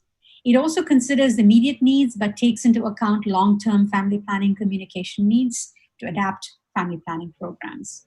This is a first iteration, and it will continue to be updated and improved as we develop and understand more information. So think of it as a work in progress, and I can certainly share the link to this document later in the chat so people can access it in the language that they choose.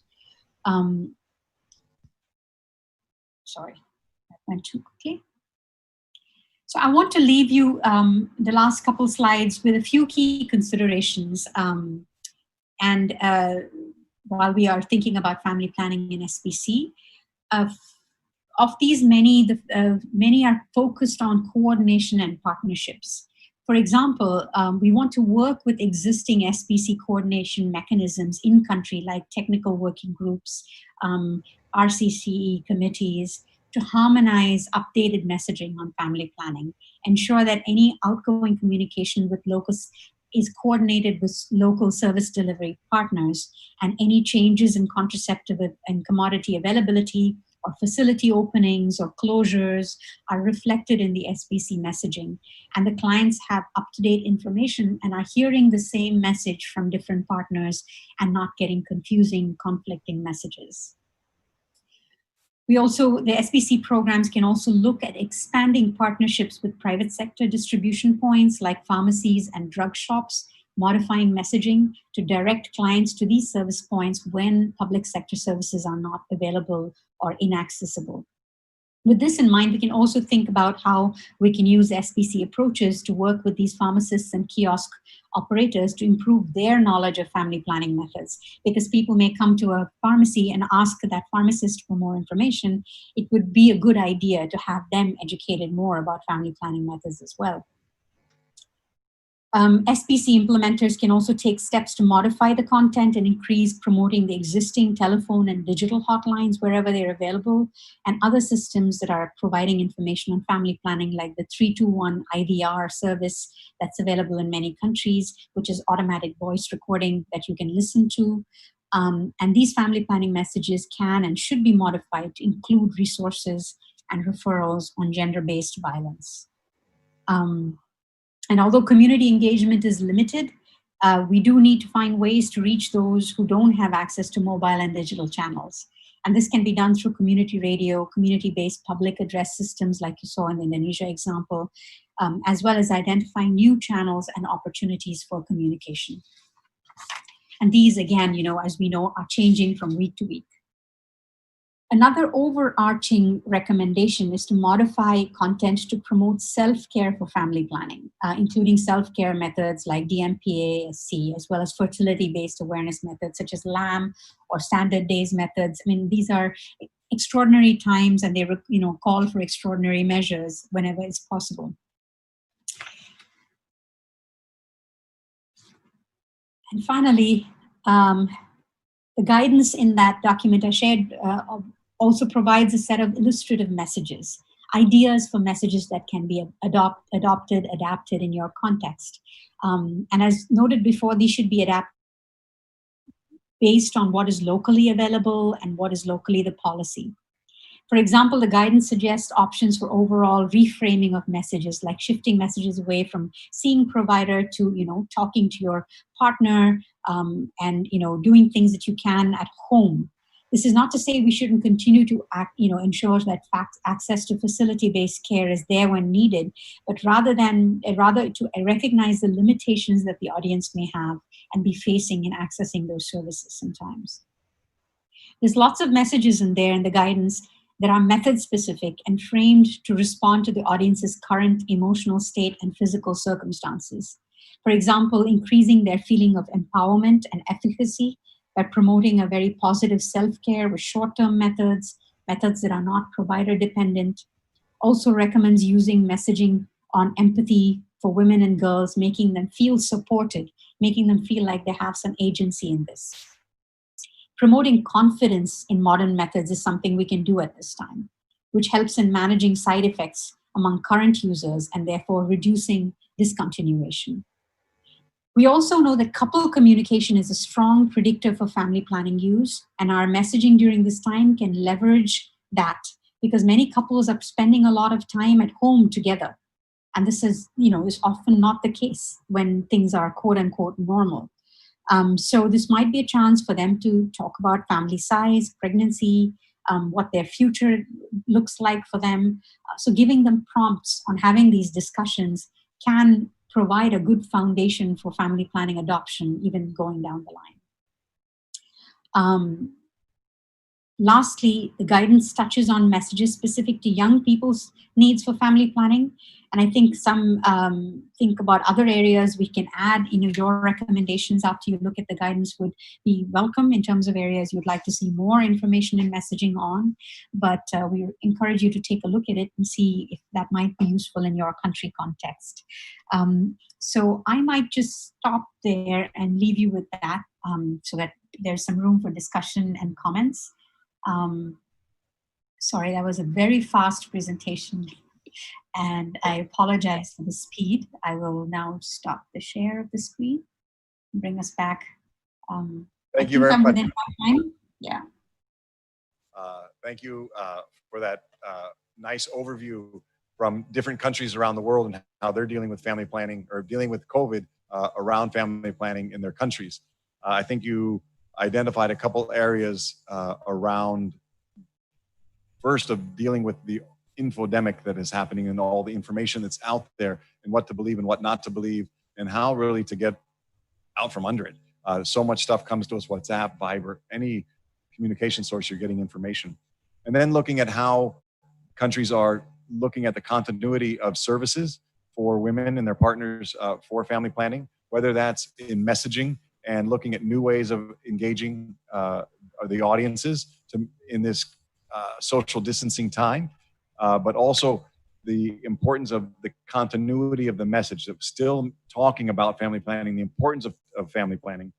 And then also looking at how people are getting those services. So if you're in social distancing time or facilities are locked down, how do you get those services? So online services were mentioned. Also looking at where in countries that weren't having field workers providing methods. Here in Indonesia, I think in the Philippines also, field workers were then providing short-term methods, house to house. So looking at how to overcome those barriers and do it quite quickly. We didn't have much time when things started to close down and when activity started ramping up to ensure that. We also look at how to integrate those messages. So not just standalone message, but how to integrate COVID messaging into family planning messaging and how family planning messages can be integrated into COVID-19 messaging. So not just do it on your own, but how do you ensure that you're working for improving the situation, reducing risk around COVID, but also talking about those family planning issues. So thank you very much, Uttara. Thank you very much for all of the presenters. You all stayed within your time frame. We're actually a little ahead of time right now. We're going into the next part of our webinar today, which is to have our two discussants for today's panel who will provide perspective and feedback on the presentations. So our first discussant is Professor Gavin Jones. He is Emeritus Professor at the Australian National University. His first job was with Population Council in New York, Thailand, and Indonesia. Then he was with the Demography and Sociology program at the Australian National University for 28 years, serving as head of the program for an 8-year period. He moved to the National University of Singapore in 2003, where his last appointment was as director for the J.Y. Pillay Comparative Asia Research Center. Professor Jones has conducted research on varied subjects in the field of demography and human resource development, in recent years focusing especially on low fertility regimes in Asia, delayed and non-marriage, urbanization issues, and equity aspects of educational development. Professor Gavin will be providing a discussion on Aris's presentation, the second presentation. So please, Gavin, please go ahead. Thank you very much. Thank you very much, Rob. Can you hear me? Yes, we can. Okay.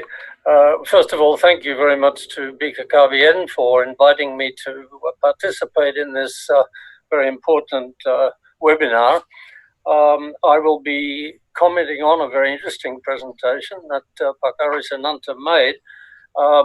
But just before that, because of perhaps my generation, I'm not very good at screen sharing, and so I sent the PowerPoint. Is it possible now for the PowerPoint to be shown? Yes, putting it up now. Thank you. Okay, if you can move to the next one, please. I thought perhaps we should just step back for a moment and take a look at what's happening to the COVID-19 pandemic around the world. And if we go back to January, when it originated in Wuhan in China, the epicenter has moved. It moved from Wuhan to Iran. It moved from Iran to Europe. It moved from Europe to the United States. And it's still an epicenter, of course, in the United States, but there's also another epicenter developing in Latin America, countries like Brazil and Mexico. We hope that there is no movement of an epicenter to Asia, but of course, things are very much in flux at the moment. But if you can just look at the table for a moment, there are extraordinary differences around the world in the instance of COVID-19 and in the number of deaths.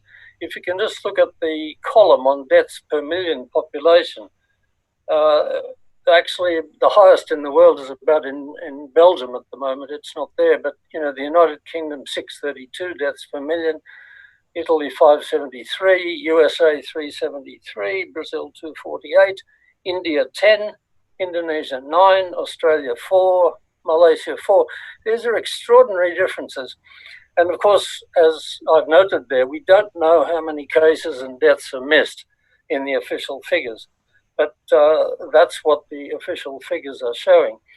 Another point that we should take careful note of, though, in the table, if you look at the last column on testing per million is extremely low in Indonesia. And of course, that makes it harder to know exactly what is going on. It's only half as much in Indonesia as it is in India. And of course, India was also way, way below many of the other countries. So can we move to the next slide, please? So the dilemma that is faced by Indonesia is one that's faced by all countries, and particularly the low-income countries, how to balance the need to lessen the spread of the virus against the need to enable low-income, informal sector workers living in crowded housing to survive economically. A complete lockdown is not going to be the answer. Now, as I mentioned, Indonesia has extremely low numbers tested for the virus. Without a lockdown, the strategy, it seems, needs to be to increase testing and contact tracing with a view to isolating identified cases and their immediate contacts. It's easy to say, but it's not easy to do.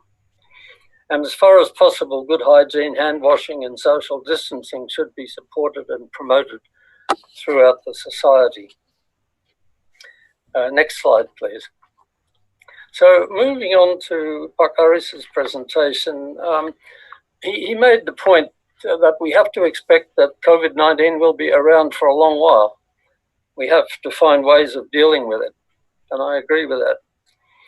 He emphasized building resilience at the family level, return to basics, build healthy and environmentally friendly lifestyles, spend only on basic needs, improve diet, stop smoking, lessen consumption of meat, sugar, salt, etc. Raise consumption of vegetables and fruit. Again, I agree. A key aim should be to strengthen the body's immune system. And, we haven't given enough attention to that in the past. And perhaps with COVID-19, this can be one of the positive things that we can take out of the situation. But the government must also help. The Asian Development Bank has just forecast that Indonesia will suffer a contraction of its GDP by about 1% this year. Actually, the World Bank and the IMF are talking about global contraction of about 6% this year. So if the ADB is right, Indonesia is not going to do as badly as many other countries in the world. But still, a contraction is a contraction, and programs for the poor will be hard to sustain, but this must, I believe, be the key focus of government policy. Aris mentioned some particular programs that the government could adopt to assist the low-income population in this, and I won't go into that now. Next, please. Now, he focused quite a bit on the demographic dividend, and I'll just add a few comments to what he had to say. He mentioned it's referred to in different ways: demographic dividend, demographic bonus, window of opportunity, and he doesn't believe in distinguishing between them. I think we can distinguish between them. To me, the window of opportunity is the key point to make first, that there is an opportunity when you have an increasing proportion of the population in the working ages. There's an opportunity to have higher or more rapid increase in per capita income. And in that sense, the opportunity of a demographic dividend or a demographic bonus. But there's no certainty, absolutely no certainty, that this opportunity will be utilized. It's often been stressed that the demographic dividend, so-called, can be a demographic disaster if two things happen: if productive jobs aren't available for the potential workers, and secondly, if young people can't complete an education that will yield them good jobs. And there is a real risk that COVID-19 will lead to exactly those outcomes in Indonesia and in many other countries. Next, please.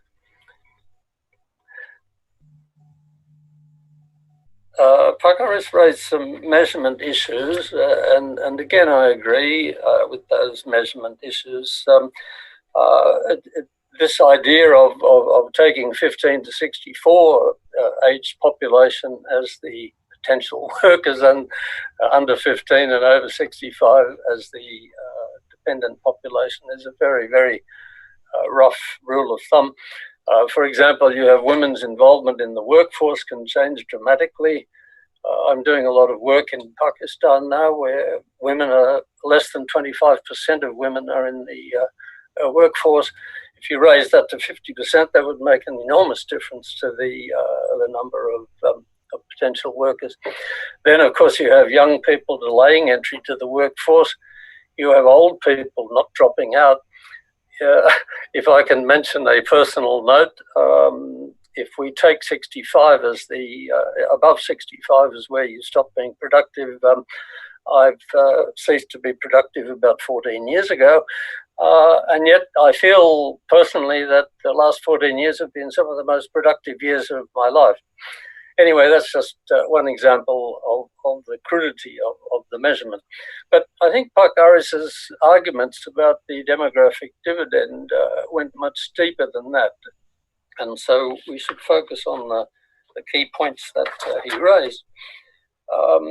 In the current situation, as he said, the key issue is the need to keep as many workers as possible. Can we move to the next one, please? Keep as many workers as possible in productive employment. The proportion of the population who are potential workers is not the issue. A second key issue is how to help young people complete their education so that they can find suitable work. So what proportion of the population is in arbitrarily defined productive ages, or indeed in arbitrarily defined ages of entering the workforce, is not the issue. So the demographic dividend is not a relevant concern in the current situation. And, on that point, I agree with Professor Aris. Next, please. Finally, on the issue of building social responsibility, his presentation stressed that BKKBN can help build social responsibility to limit the spread of the virus. And one point I'd like to just make here for us to think about, there are important issues of intergenerational solidarity here. The virus infects people across the age range, but older people are far more likely to die when infected. I could have shown you some figures on that, but I think everyone's aware of that fact. So younger people must take steps to limit the spread in the interest of saving lives of the elderly, even though they themselves are unlikely to die from COVID-19. But young people's future is likely to be severely compromised by the steps taken to limit the spread of the virus. and older people must realize that a complete lockdown to limit their risk of death will seriously affect the well-being of young people trying to make a living and raise a family. So these intergenerational issues are very important, and intergenerational compromise is, I think, an essential element of COVID-19 policy that we need to keep in mind. Well, Mr. Moderator, I believe I've used up the available time, so I'll leave it there. Thank you very much. Thank you, Gavin, for your feedback and perspective on Aris's presentation. I think that gives us some food for thought as we look into questions and the discussion period coming ahead. Our second discussant is Dr. Iwan Aryan. Iwan received his medical doctor degree from Universitas Indonesia and a Master of Science in Epidemiology from the University of California, Los Angeles. Now he is senior researcher at Universitas Indonesia and doing many studies related to reproductive health, public health, nutrition, and COVID-19 epidemic. Some of his previous works include study of long-acting and permanent methods in East Java and Nusa Tenggara Barat, national vaccine acceptance, health and nutrition in Jakarta, urban slum. He is on assignment to Indonesian Presidential Office for the modeling and monitoring of COVID-19 epidemic here in Indonesia. Please, Pak Iwan. He will be discussing Uttara's presentation. Please, the floor is yours, Pak Iwan. Yeah, thank you, Pak Rob. So, and then thank you to BKKBN for this opportunity. Okay, I will share screen.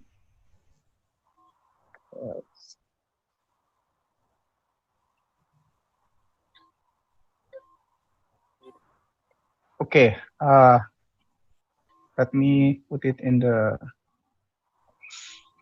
Okay, everybody can see my screen? Yes, we can. Okay, thank you. Okay, so actually I will begin with the social distancing policy in Indonesia first.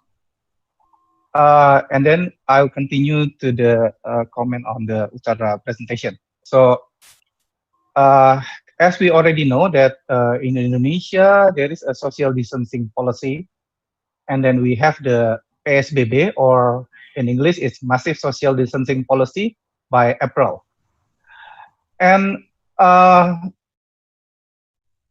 March, sorry, not April, this should be March. Okay. And then we could see actually there is a decrease in the population mobility in Indonesia. This is, I used the Google cubic mobility data to measure the population mobility in Indonesia. So the red one it means that less population stay at home, and then if it is brighter red and then blue, it means that more population stay at home. So we could see actually the social distancing policy. Sorry.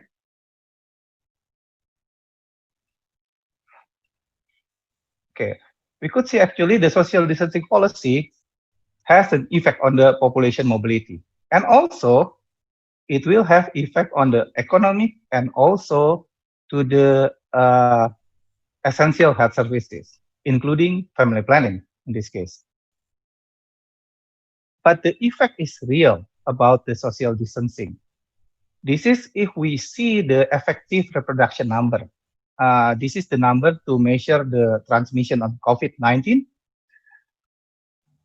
And we could see here, after the social distancing policy around here, we could see the decreasing in the effective reproduction number, or the transmission rate. We could say the transmission rate of the COVID-19 in Indonesia. And last couple of days, the reproduction rate is the effective reproduction rate. This is the effective reproduction rate of the virus, of the COVID-19. Is still 1.12. What does it mean? It means that one of the infected person infected more than 1%. So it means that actually the epidemic is not controlled yet. And according to WHO, to lose to loosen the social distancing policy, the RT should be less than 1 for 2 weeks. But in Indonesia, it's still 1.12, and then the government already started loosen the social distancing and introducing new normal. As Prof. Aris already presented, because it is impossible to make long social distancing in the country like Indonesia. So now, new normal is introducing, but the question is how to ensure the population, the community, compliance to the new normal, to the preventive measure to control the COVID-19 epidemic. Okay, then we go here. This is the difficulty. And this is related to the communication. And then here is one of the survey from Save the Children. They are the first who did the survey in the population using the phone and using the online survey. And then this is the risk perception. The risk perception is only 1 of 3 believe that the virus cannot survive in tropical climate. 30% believe that the virus cannot survive in tropical climate. And then about 60% or 2 in 3 respondents believe that they are not at risk at all. And then 9 in 10 respondents confident their immune system are strong enough to fight the virus. This is the risk perception of the population, of the community. So we can see that actually they think they are not at risk to get this COVID-19 infection. So they are doing the social distancing, they are stay at home, they are using masks because the government asked to do it. Of course, some have the good risk perception, but most of them have this kind of risk perception. So then what is the challenge? Okay, this is the challenges for us because now this is a dual challenges for the family planning and then for the prevention of the COVID-19. So right now, as Utara already presented, that many people focus on the COVID-19 information. It's either the right information or the wrong information. So there are less attention to other information like family planning. So then the challenge is how to make this community put back their attention to the family planning information, and actually not just family planning, but other health-related information, not just to COVID. Yeah. And then the second challenge is how to communicate to these people also about the risk to get infection of COVID-19, which is in current situation is still high. Remember that our effective reproduction number of COVID-19 is still more than 1, which is according to WHO, it is not the epidemic is not controlled yet, but we already loosen the social distancing. So this is a dual challenge. So how to communicate this one? How the SBC could help to have a communication about the risk of getting infection while people going out, and then also the people can go out to get the essential health services and family planning, but also avoid the risk to get the infection. I think that's the main challenge for us to give the communication to the population right now. I think I stop here, and then we could continue in the discussion later on. Thank you.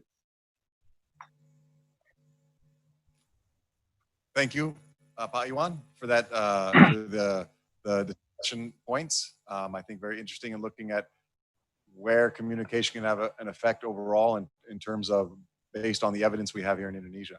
So another food for thought as we go into the discussion period, which we're going to start now. So we had questions in the chat box for the last hour or so. We have a lot of questions, and I'm going to through and ask certain panelists on those questions, and the person can take the lead. If others feel they would like to answer, have something to add, that's also possible. Not a problem. So for the first question we have is for Professor Damanik, is how is the involvement of CSO in the family planning program in Indonesia, particularly during COVID-19 outbreak? And I think we'll just go one by one. Okay, thank you, Rob. Thank you for the question. So, family planning services in Indonesia is the result of a triangular contribution among government, private sector, and community. Civil society organizations representing community play an important role in the demand and supply sides of family planning programs. They have their particular vision and interests that are aligned and complementary with government's program. Some put more emphasis in the communication and advocacy strategy, but others, such as the faith-based organization, concentrate on gaining collective agreement on family planning and provide the services at the same time. So during COVID-19 pandemic, they are still consistent to contribute to family planning program together with the government with certain limitations, of course. Thank you. For Aris, a question: what if efforts to change the term new normal into a language that can be easily understood by all levels of society? Because some people think that new normal is normal again, and this is a fatal alias. It must be straightened out.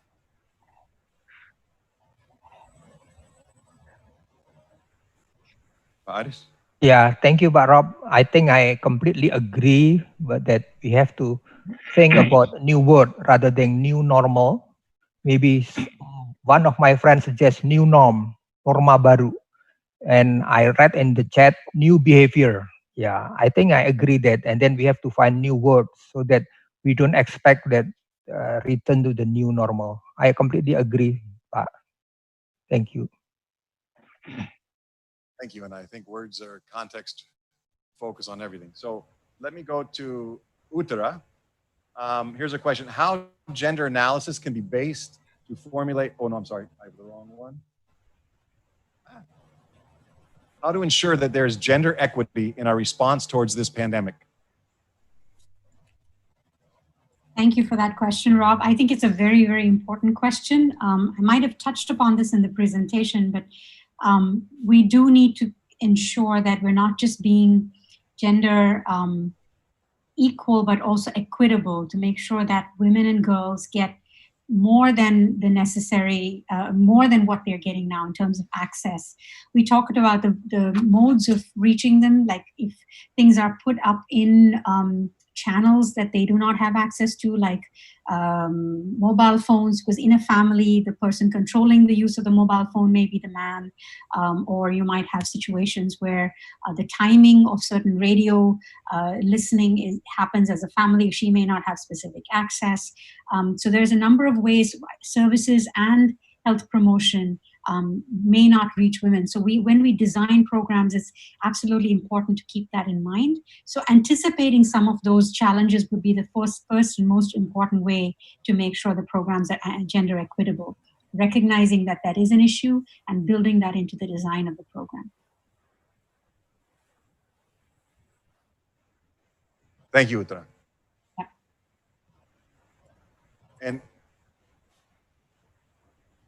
sorry, if the discussants would also like to chime in on answer any of those three questions, please feel free.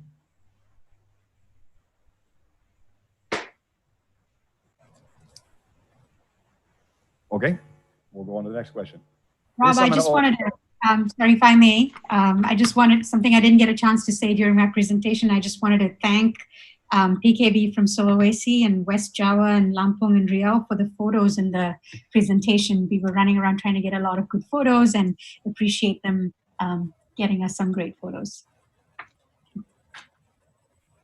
Thank you very much, Uttara. I think that is very appreciated to the PKB here, the field workers working in Indonesia.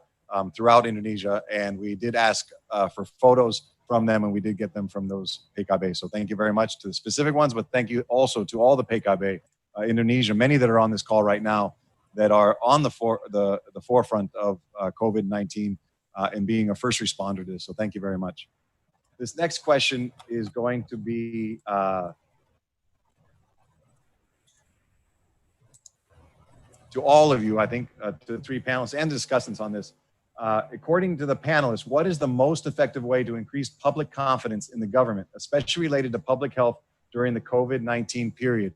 And this is in the context of there's a lot of distrust on government, and if government's the main player in promoting reducing risk, how do we ensure that there is confidence in the government? What are some strategies that might work? And I would open that up to all three panelists and two discussants. Rob, may I try to answer that question? Please. Yeah, to me that everybody has to work together. The government, the community, the individual has to work together.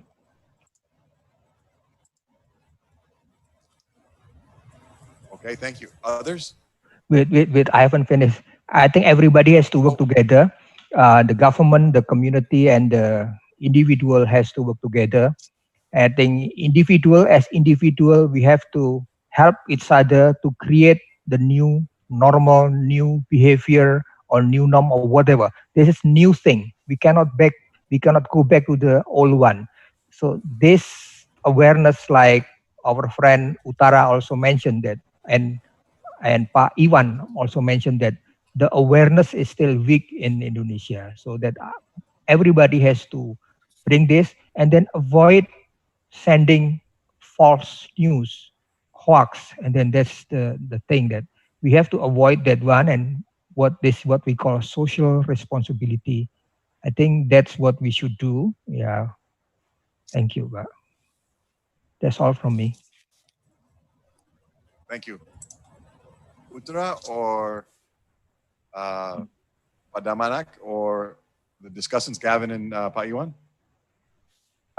Yeah, I think I agree with Professor Aris just mentioned. We should work together, right, to promote and to educate and to advocate, give an advocation to all people, not only in the city, but also in the urban areas using this kind of IT things, because this is a new situation. This pandemic is new for all of us. We haven't had this kind of experience before. The last pandemic situation I think it happened 100 years ago. And since that, we haven't got any it's a long time ago that. So now, work hand in hand between the government and then the local organization, to encourage, to support all the families. That's my point, Rob. Thank you. Rob. Yeah, Pak Rob. Yeah, go ahead, Pak Iwan. Yeah, I think I could add that there should be a consistent message from the government, because currently we have seen there is a not consistent message between ministry and then between the other policymaker that make the people confused. Which one is right? Which one is not right? Which one should be done? Which one should not be done? So I think consistency is important, and then also should focus to the practical things. Like if you say it social distancing, how the people like in slum area do the social distancing, and then wearing masks, how many masks they should have, because if you are going out, you are trading something, and then you are the motorcycle driver, the Gojek driver, if you only have one mask, then it will be wet, then you will not be use it again. So it should be, the message should be practical for all people, not just the people that have nice office and then nice house and then nice income.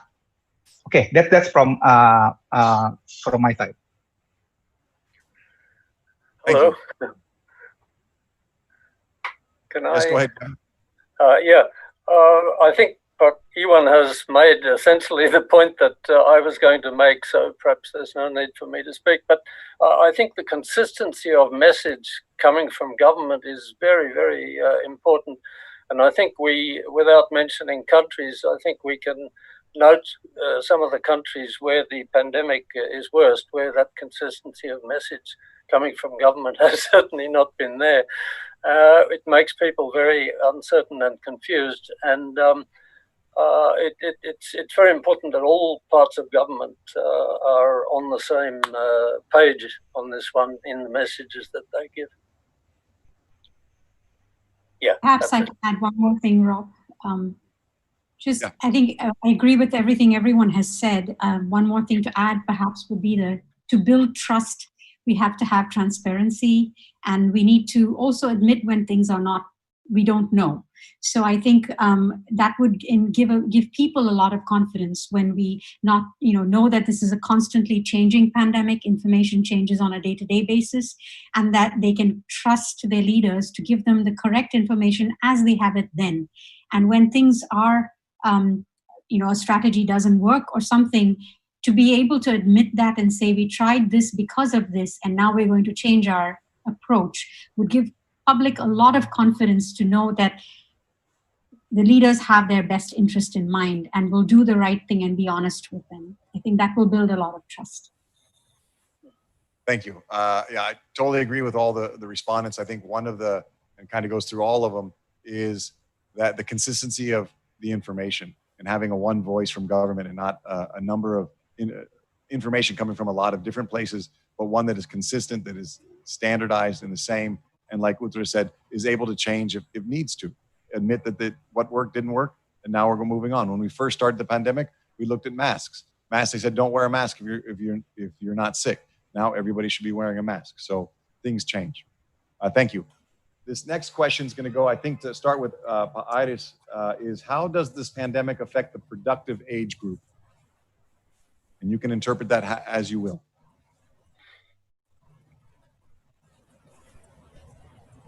How does it affect the productive age group? First of all, what is productive age group? Is 15 to 64 the productive age group? That's my question. Because many people aged 15 to 64 are not productive. In Indonesia, people are employed but not productively, low income people. And people live in subsistence. They don't have skill. Their health is not good.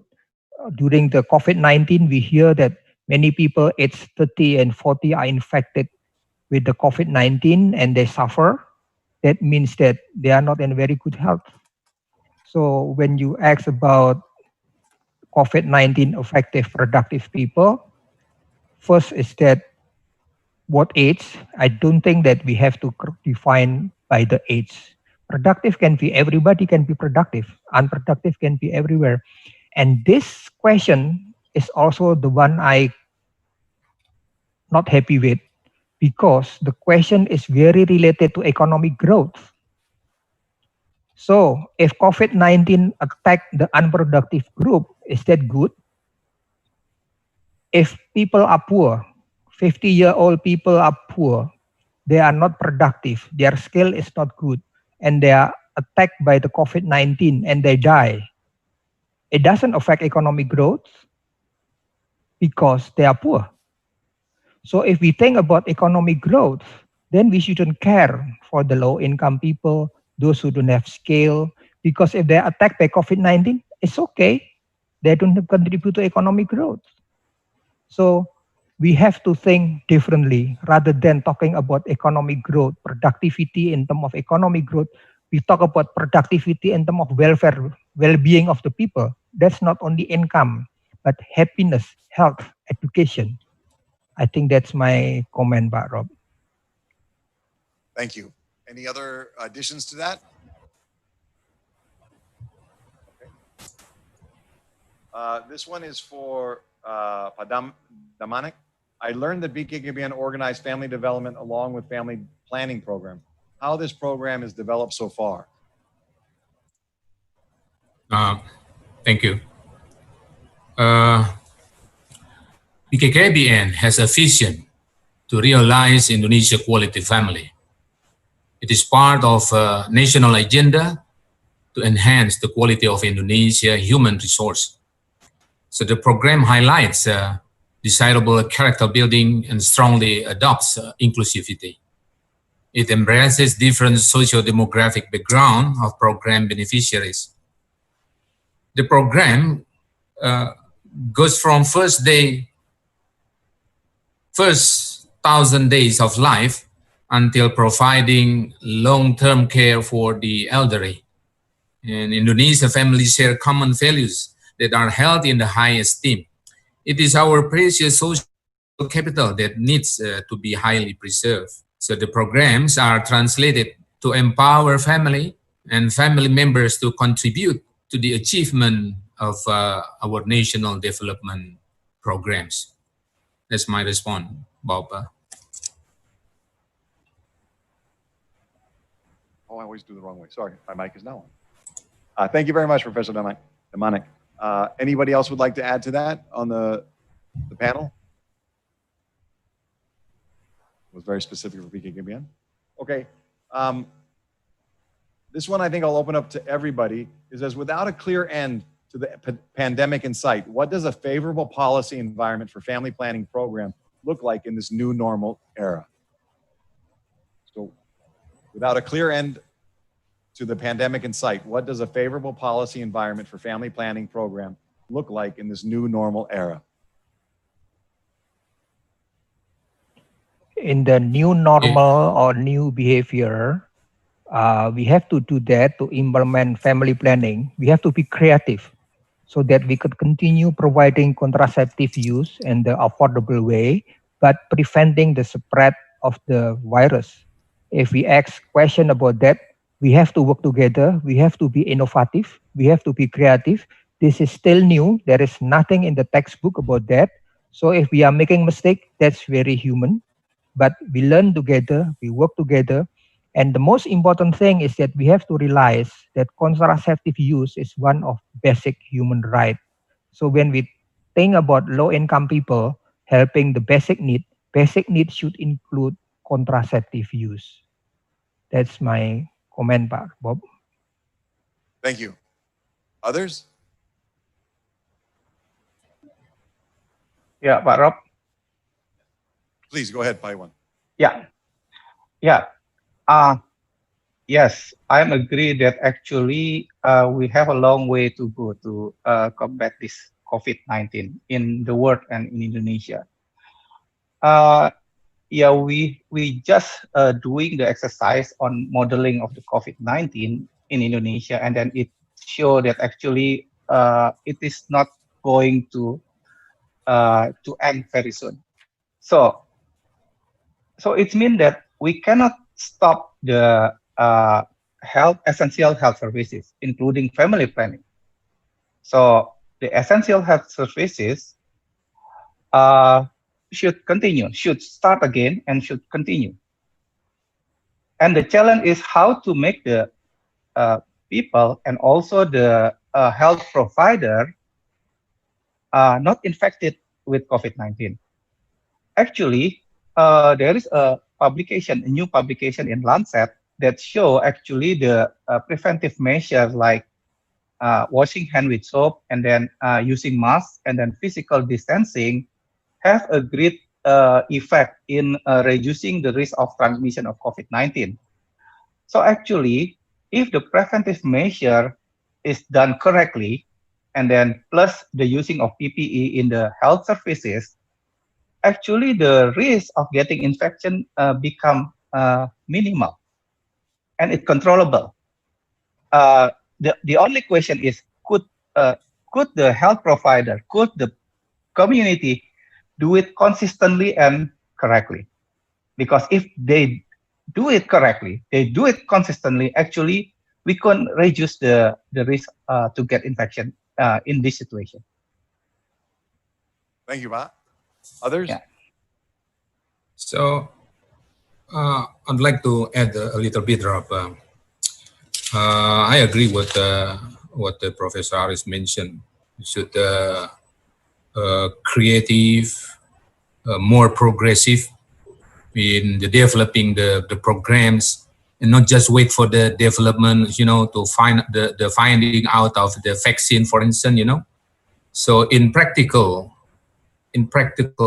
aspects, I would suggest that the maintain of the health status of the people maybe play an important role.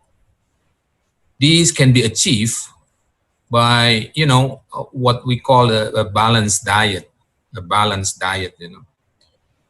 So why this balanced diet? To maintain our health, to stimulate the immunity is very important, because the infection causes by the virus, there is no medicine at all can be used. Not like a bacteria. Bacteria can be treated by the antibiotics, but the virus, it is based on our immunity. So how to maintain and how to increase the immunity of the people is very important to be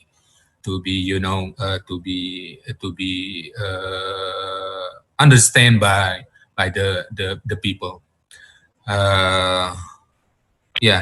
That's the thing that I want to address about the importance of the maintaining our health. Thanks, Rob. Thank you. So what personal responsibilities we have in this new era also. Thank you. Here's another question. It's been months since all schools are closed. In long-term perspective, what effect it would have on our young generation in the years ahead? Because no school means less interaction with people their age and less outdoor activity. So overall, how is this affecting with the closure of schools and kids not able to get together? I'd say on all parts of that area. There will be a new generation, Pak Rob, and people often ask that question, can we go to the old one? I think this is a challenge. I do not know the answer now, but this is the challenge for us. There is no other way. We have to go this way, and then we have to find new method how to educate people. In some places, we could have online education. We have the webinar now is a new norm. With this webinar, we could go to every country in the world and all places in Indonesia. So I think it is our job together. It's not yet here, but we have to be perseverant and work hard to find the new ways or new behavior, new technology. It may be simple, maybe advanced. And the answer may not be for everybody. For example, with the stay at home. For those who can afford to stay at home, please stay at home and work from home. I know not everybody can do that. For those who work in the formal building, please open your window more often, for example, more ventilation, and reduce the use of aircon. Just example. Maybe also that you have sun break, not coffee break, but sun break. Maybe over 2 hours you go out to get the sun. Maybe that's for those of you. Sun break. Yeah, and for those of you who have to work outside the house, outside the home, reduce the crowd, reduce the contact for other people.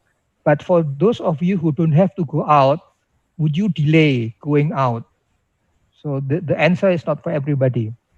And I'm thinking that maybe we have to fasten to create screening. Like now when we go to hotel, public space, we have screening for terrorism, for weapon.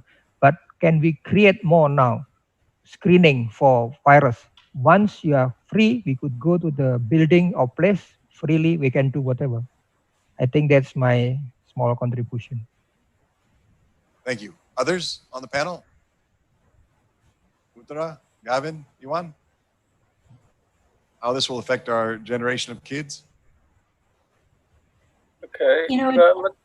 Let me just mention one point.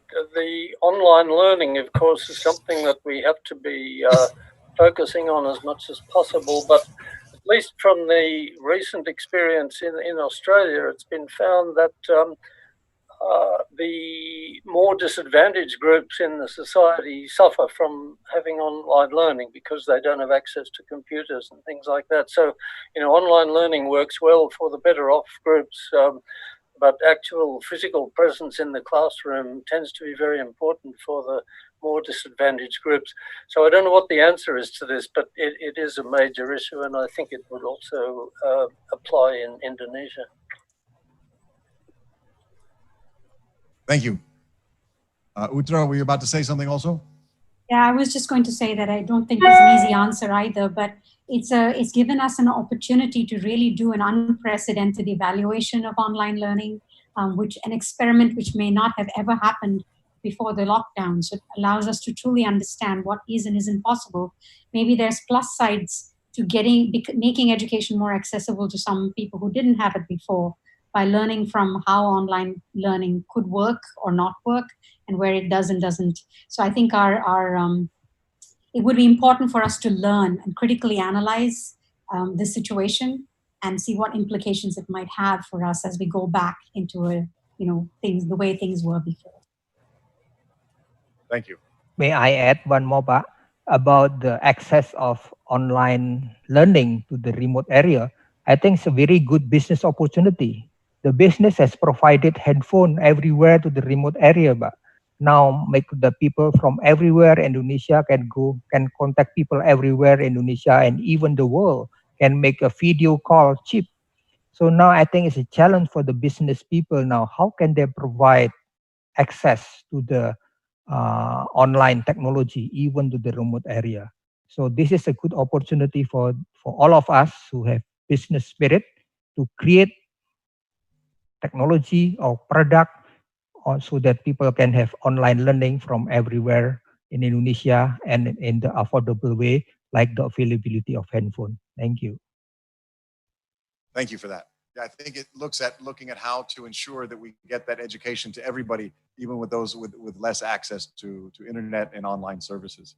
Something to think about as we move forward. And there was a question, I think you just answered it. What are the economic advantages or possibilities through in this new normal? And I think you kind of answered that as this is the new opportunity on the financial side. Thank you.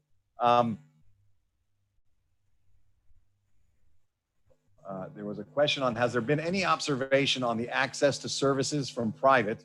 I would assume that the services through private is declining more. Is that the case? So the family planning services or health services through the private sector compared to the public sector?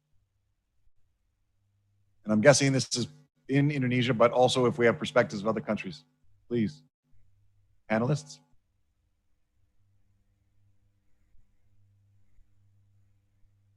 Maybe I can just kick off, Rob, just to say that from reviewing the country examples, I don't think there's been an actual evaluation done, but it does look like private sector has a great deal more flexibility, and therefore they've, in terms of short term, they've tried to ensure that the private sector has been used. So their ability to deliver, to get to the last mile is much more.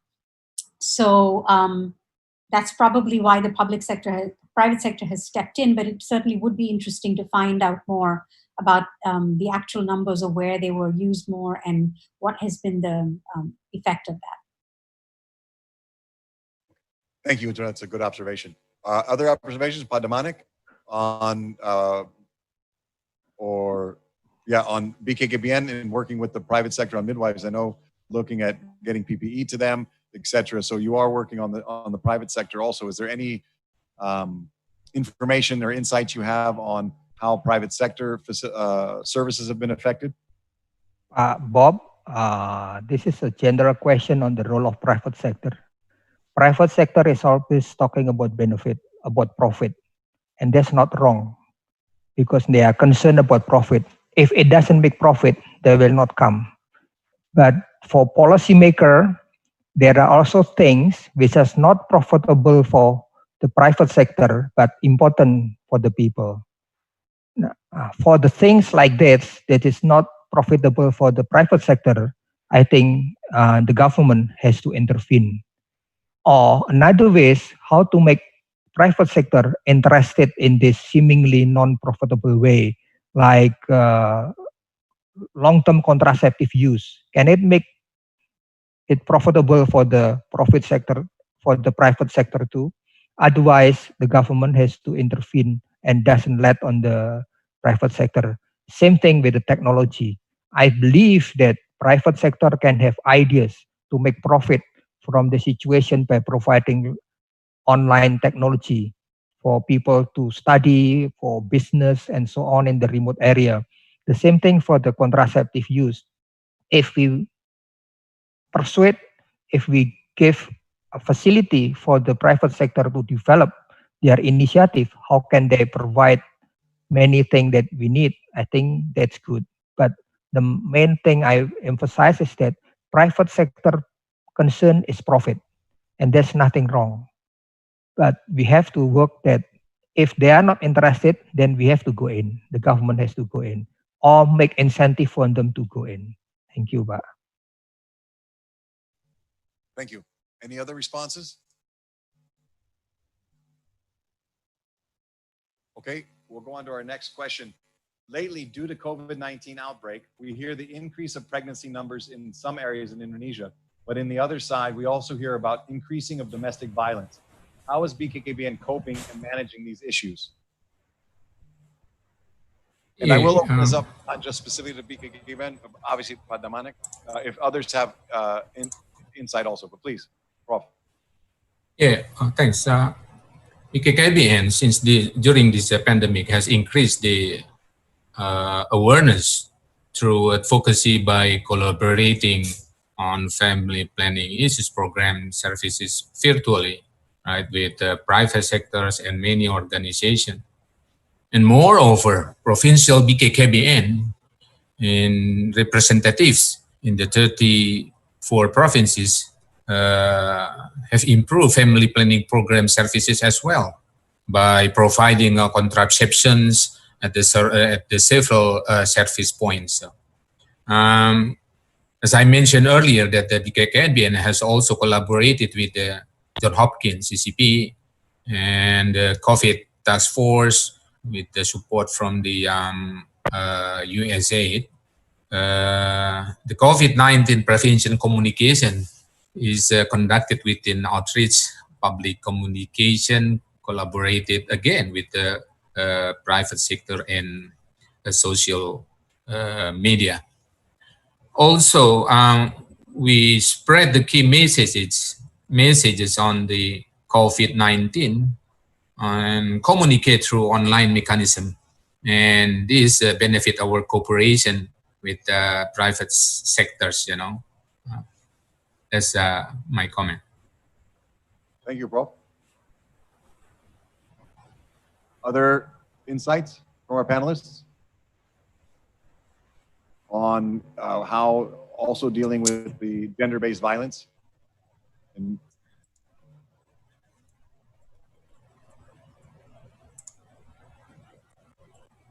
okay, I think we're taking about 2 more questions. I think I'm told time, okay. I'm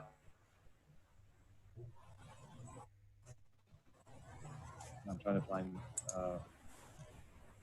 oh yeah, so this is a question. During the pandemic, what was the most appropriate contraception used? Do we see a difference in use of contraceptives through this time, and why would that be? And I'm going to open that up to all the panelists. Yeah, for the Indonesia case, the popular contraception is a condom, since there is a limitation, for the transportation, and then the pharmacies and also the shop are closed to sell, the contraceptive things like injection. But BKKBN, has an initiative to provide not only a condom, but also the injectable and also pills, work together with the midwife association. So our staff at the field officers, the PKB, also play a significant role in this kind of things. They bring and they accompany the midwives of the people who want to get to receive a service to the midwife home, for instance, to get the service system. So we try to provide all the contraceptive methods, like IUDs or the pills, in time, and also about the pill. We provide a single dose, not double dose for the injection things as well. Thank you. Others, in their experiences, have seen any more popular methods than others?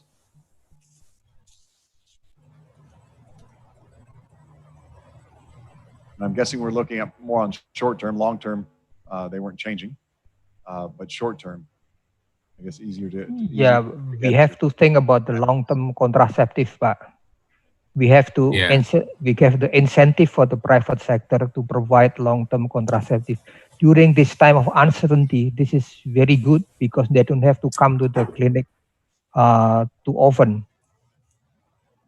Yeah. So I just want. Yeah, I agree. I agree with Professor Aris mentioned about the long-term method. But since this is this is a new experience, we just begin about this stay-at-home policy in March. So until now, is still, we learn. We look at first what will be happen. So the strategy also, we try several strategy first. Because not only for us, the case is not only from the BKKBN, because others, the environment, the other policy from the government, like the transportation, public transportation, and the policy about the shop things and the office and the factory, to which is a cause, unemployment also influence about this kind of situation.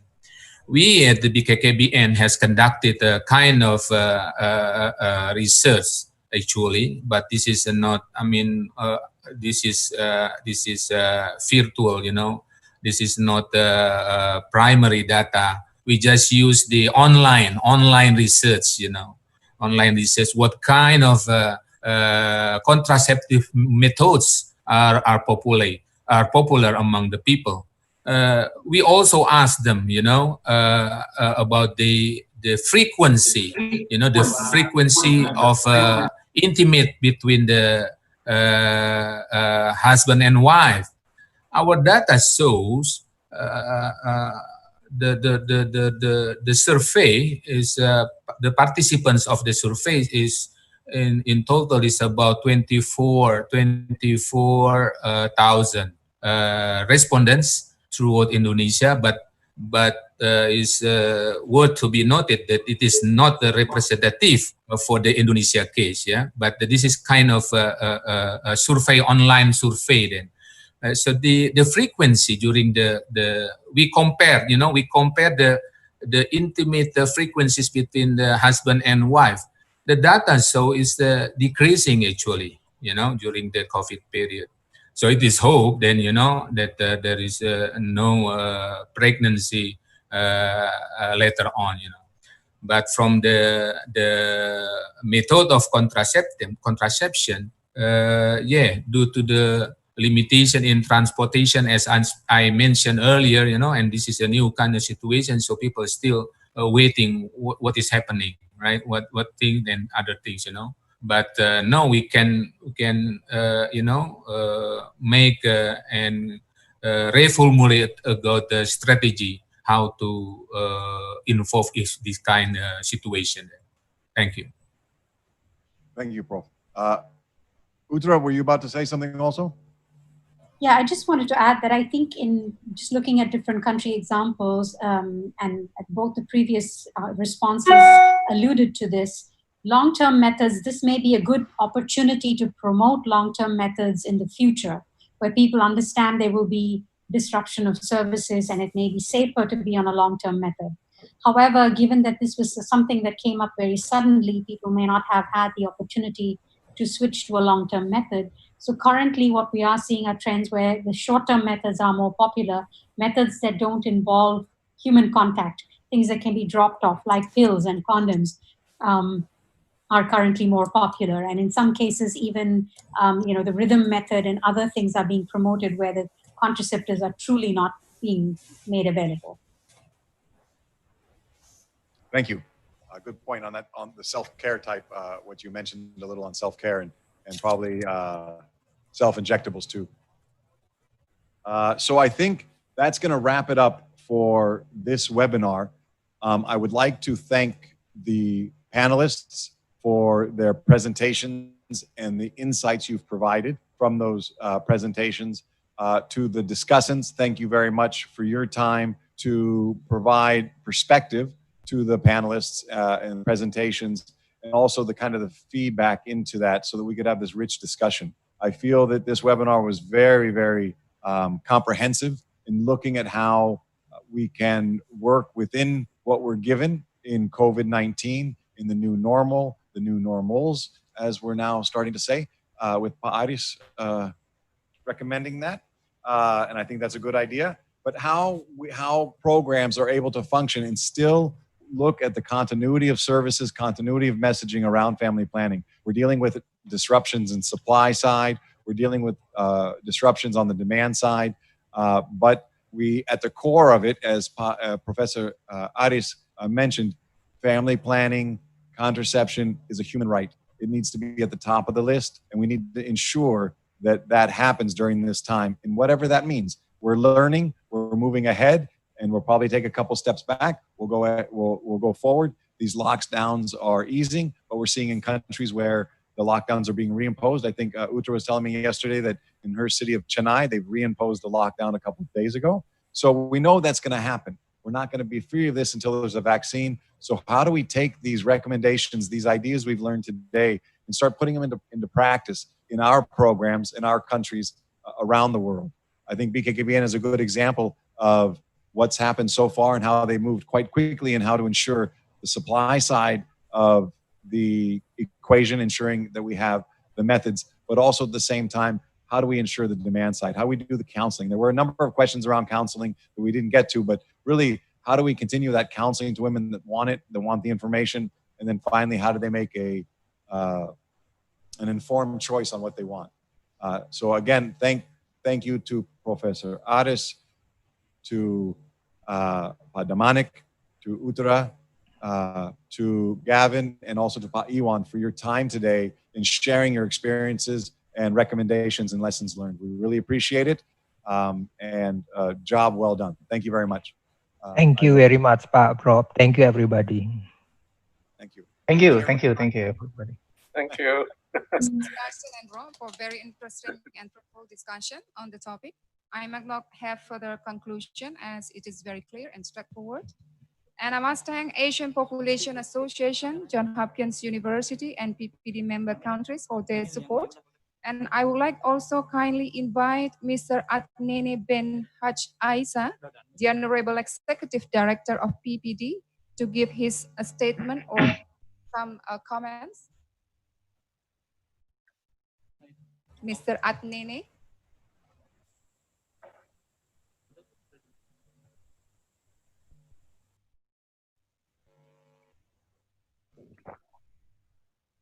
He is the Executive Director of PPD. The PPD Secretariat is attending this seminar, I think. Can see. Can the admin unmute? Good morning. Morning. Is it okay? Do you hear me? Yes. Yes. Okay, thank you.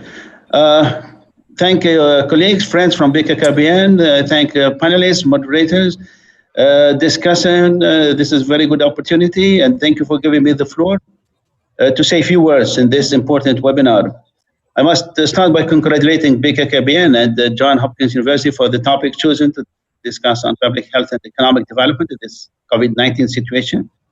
We had a very interesting and informative presentation made today, and had offered an excellent opportunity to learn about different experiences and strategies. I think this is will contribute, in the information sharing among our stakeholders and also among the partners. We had learned from also the Indonesia, which is one of the leading country in family planning, and Indonesia is one of the founding member of PPD, and it has been a success story in family planning since 1994.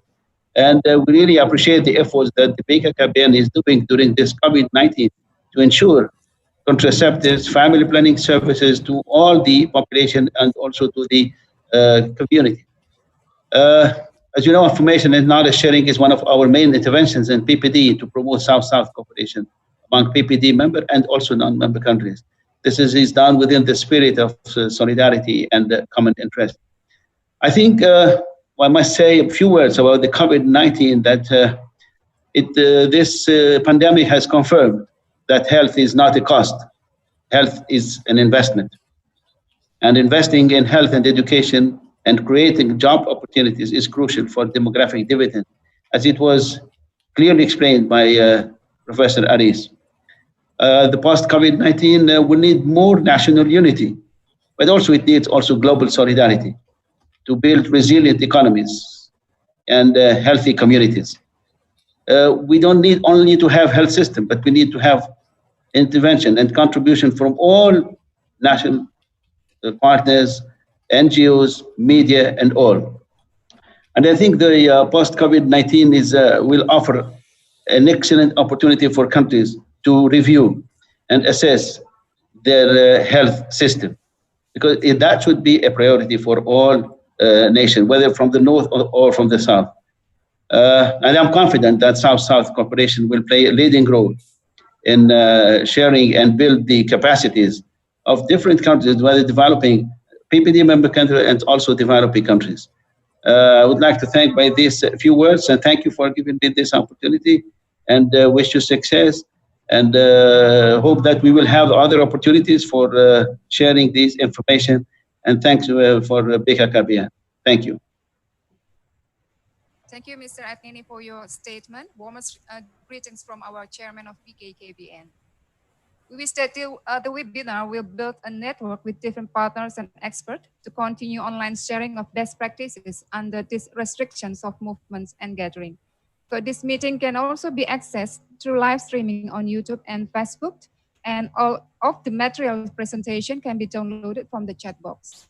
We would like to kindly invite you again in our next webinar with the following announcement.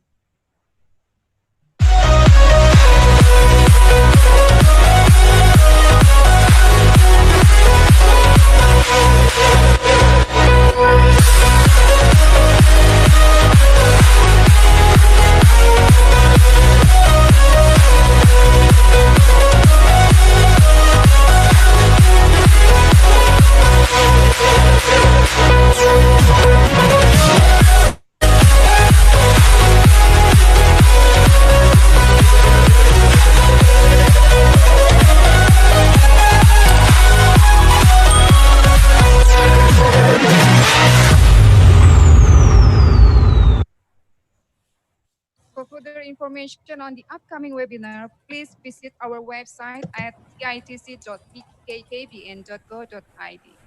As our appreciation of your participation, please grab your certificate by filling the Google form. You will get your certificate written on your name automatically after completing the form. The address of the link is as follows.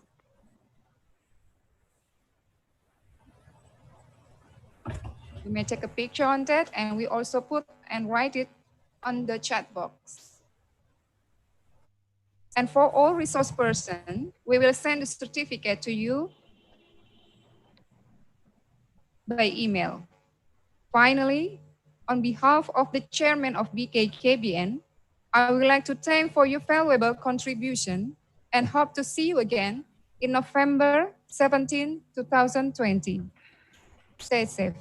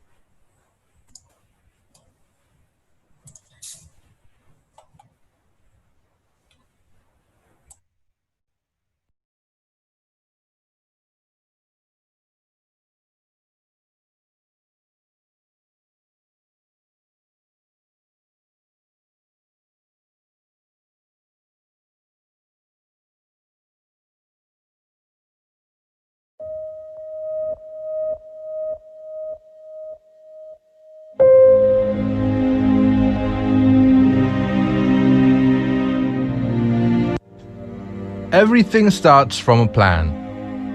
To develop a country, build a prosperous family. It's been 50 years we've dedicated our service to prosperous families all over Indonesia, providing the best services and programs. From the remote cities through the central. Not only to maintain the population growth, but also giving our full contribution to development of a planned family. We always prioritize development that focuses on population. Organize the family planning and the people's reproductive health. Develop our partners in organizing the population issues and the importance of development within the family. And also to apply a consistent work culture. A developed country starts from you, who grew a family full of love. Creating courteous, devoted, and high-achieving individuals. When millions of plans have to be delayed and thousands of families suffer, a lot of people have struggled, but they lost from the situation, and many have been slammed down. Those who are close become far. There is no safe haven. Around you are many failed plans. Many families could not return, and many have been left behind. When the situation makes us remember, where is the place we should return?